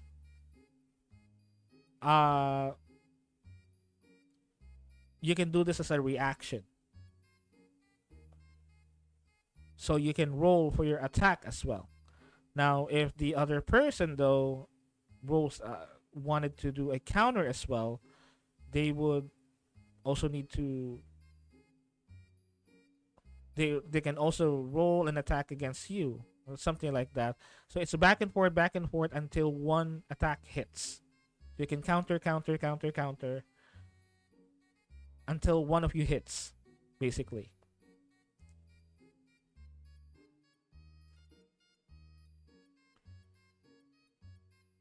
Now, the main difference about defending though in this system is in D&D you have a set amount of armor AC uh and you don't roll for it. It's just a set amount. But in this one, the defensive actions, you need to roll a d10 every time you are about to get attacked. Every time that they roll an attack roll, you need to roll a defense roll. If you are the target, that is. So you both roll really. If they cover full defend, this grants a disadvantage, basically. So there's like a defending and full defending. So yeah, these are like we also have the dodge, disengage, and hide. So you see, um, whenever someone attacks you, instead of like just standing there and seeing if their attack would hit your armor class, which is I guess it's easier. You actually have several options on what you can do if that attack lands or if that attack hits you with the well before that attack lands, basically. So you have like several defensive actions, unlike D&D. Like your only defensive maneuver really is making sure that their attack roll doesn't hit your AC. That's it. You don't really have any other defensive actions unless you have like a reaction, sort of.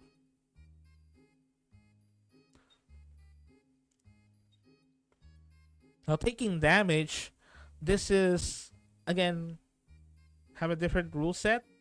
In D&D, you only have like a certain amount of set hit points. Uh, that increases with each level. This one you have a straight up just hit points, just your armor score plus 5 points for your gear. Now the main now if you're on civilian mode in civilian mode, it depends on your fitness or gut score. Now the main difference about this is you have a set amount of hit points and you also have a set amount of layers. So each layer has an amount of hit points that you can take before a layer is removed. So let's say that your hit points is let's say 10 hit points per layer. If you take 10 damage, a layer of your of your hit points will be removed. Now the thing is, healing hit points and healing layers are different. Healing layers takes more time than healing hit points.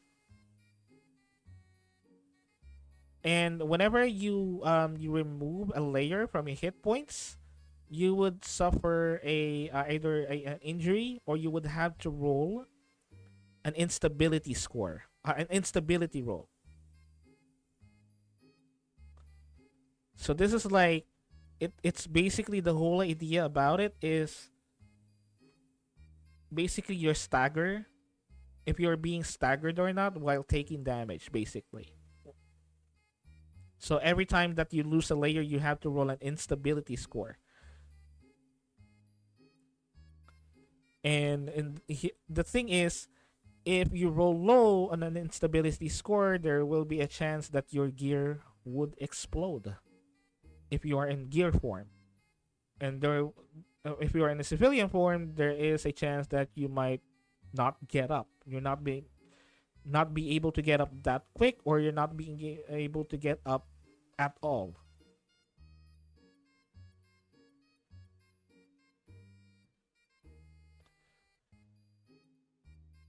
And how death works here is you don't have any resurrection, because this is modern day, so no resurrection spells and whatnot, blah blah blah, except on certain situations. There are certain situations, depending on the story, where you can get a chance to be revived or resurrected, but that's kind of like more of like a Deus Ex Machina thing, rather than a normal thing like in D&D. It's pretty much normal to have someone resurrected from the dead, because magic. But we're talking about modern day here, modern times, so no resurrection mechanics. There is resuscitation mechanics. There you can resuscitate a an individual, but that is if they're not clinically dead, or not true died, because there's near death and true death. If they are near death, you can kind of resuscitate them, but they will not be able to take any actions at all because they are near death. Most likely they are in a comatose or something, a comatose state or something. Um, that's why they will not be able to take any actions, and they're still gonna be prone. Um, but when you are in true death, like clinical death, complete death, you won't be able to be revived. You're dead. You're just dead. Because again, human. Squishy human. Damage types, I haven't really worked on this yet because I don't have much time. But that's basically what I have here. Basically. And what I have here, some other things. The gear system, the mecha armaments, character creation. I haven't really completed it yet. I'm still working on it, but it's basically a point buy system. From what I have so far, it's point buy mostly, because again, I wanted to create a system wherein you'll be able to customize your character to whatever your character concept is, to match your character concept. So that's why it's very important. Just a quick like thing about the character creation is you really have to create your character concept first, because your character concept pretty much dictates how your character works functionally by the rules. And I wanted to reward more players who play around with how their character reacts and the situations their characters are in. I wanted to reward them more by, let's say, adding their scores and whatnot, blah blah blah, or giving them advantage or whatnot, or giving them specialized skills and abilities that can only be unlocked on certain situations or certain roleplay moments, something like that. So that's why it's a point buy system, and there's a lot of options that you can choose from. I wanted to have a lot of options that you can choose from. or be able to like have a system where you can easily search a particular trait or ability or skill, because there will be a lot of them. But you have to have a system where you have to create your character concept first, so that you wouldn't really have a hard time searching for particular skills and abilities and traits that matches your character concept. Yeah, so anyway, just BRB, I'll be right back real quick. I'm just gonna get some water. Uh and maybe when we come back, we're gonna go ahead and play Lies of P. So don't go away.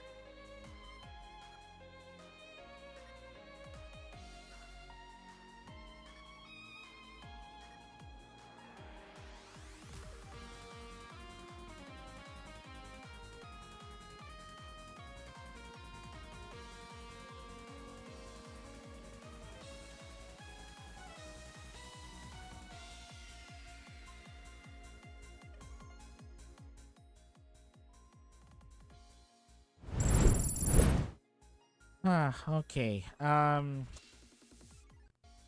Here's the thing though. I'm actually getting a little bit frustrated.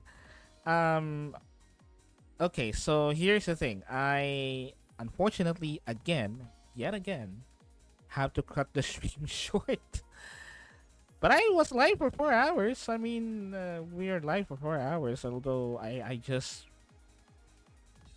babbled a lot. We didn't play games, but yeah, unfortunately, I would have to dip off because I would need to do some work stuff. So yeah, we did have some 4 hours of a stream though, so that's good. That's very good. Although I would need to keep this cut this short. But again, thank you so much for those who joined me for this stream. Thank you so much again, Static Wiz, for the raid and talking for a bit, chilling out for a bit. I would actually need to sign off because I would need to do some off-stream stuff. But again, thank you so much for all the support. Again, if you haven't, you can always follow my Twitter. That's twitter.com/Ryushinden. So you'll be able to know when I would stream, the things that I'm up to, whatnot, even the things that I say, the stupid things that I say. You can always follow me on Twitter. And again, thank you so much. So I will be streaming probably, hopefully, this is a big hope copium on Sunday, uh, Southeast Asian time. Hopefully. So I will be seeing you then. What we're going to do, we're gonna play Liza P next time, okay? We're gonna play it. So again, thank you so much. I really do appreciate you guys supporting the stream. Again, this is Ryu Shinden signing off, and as always, brave on. Bye bye.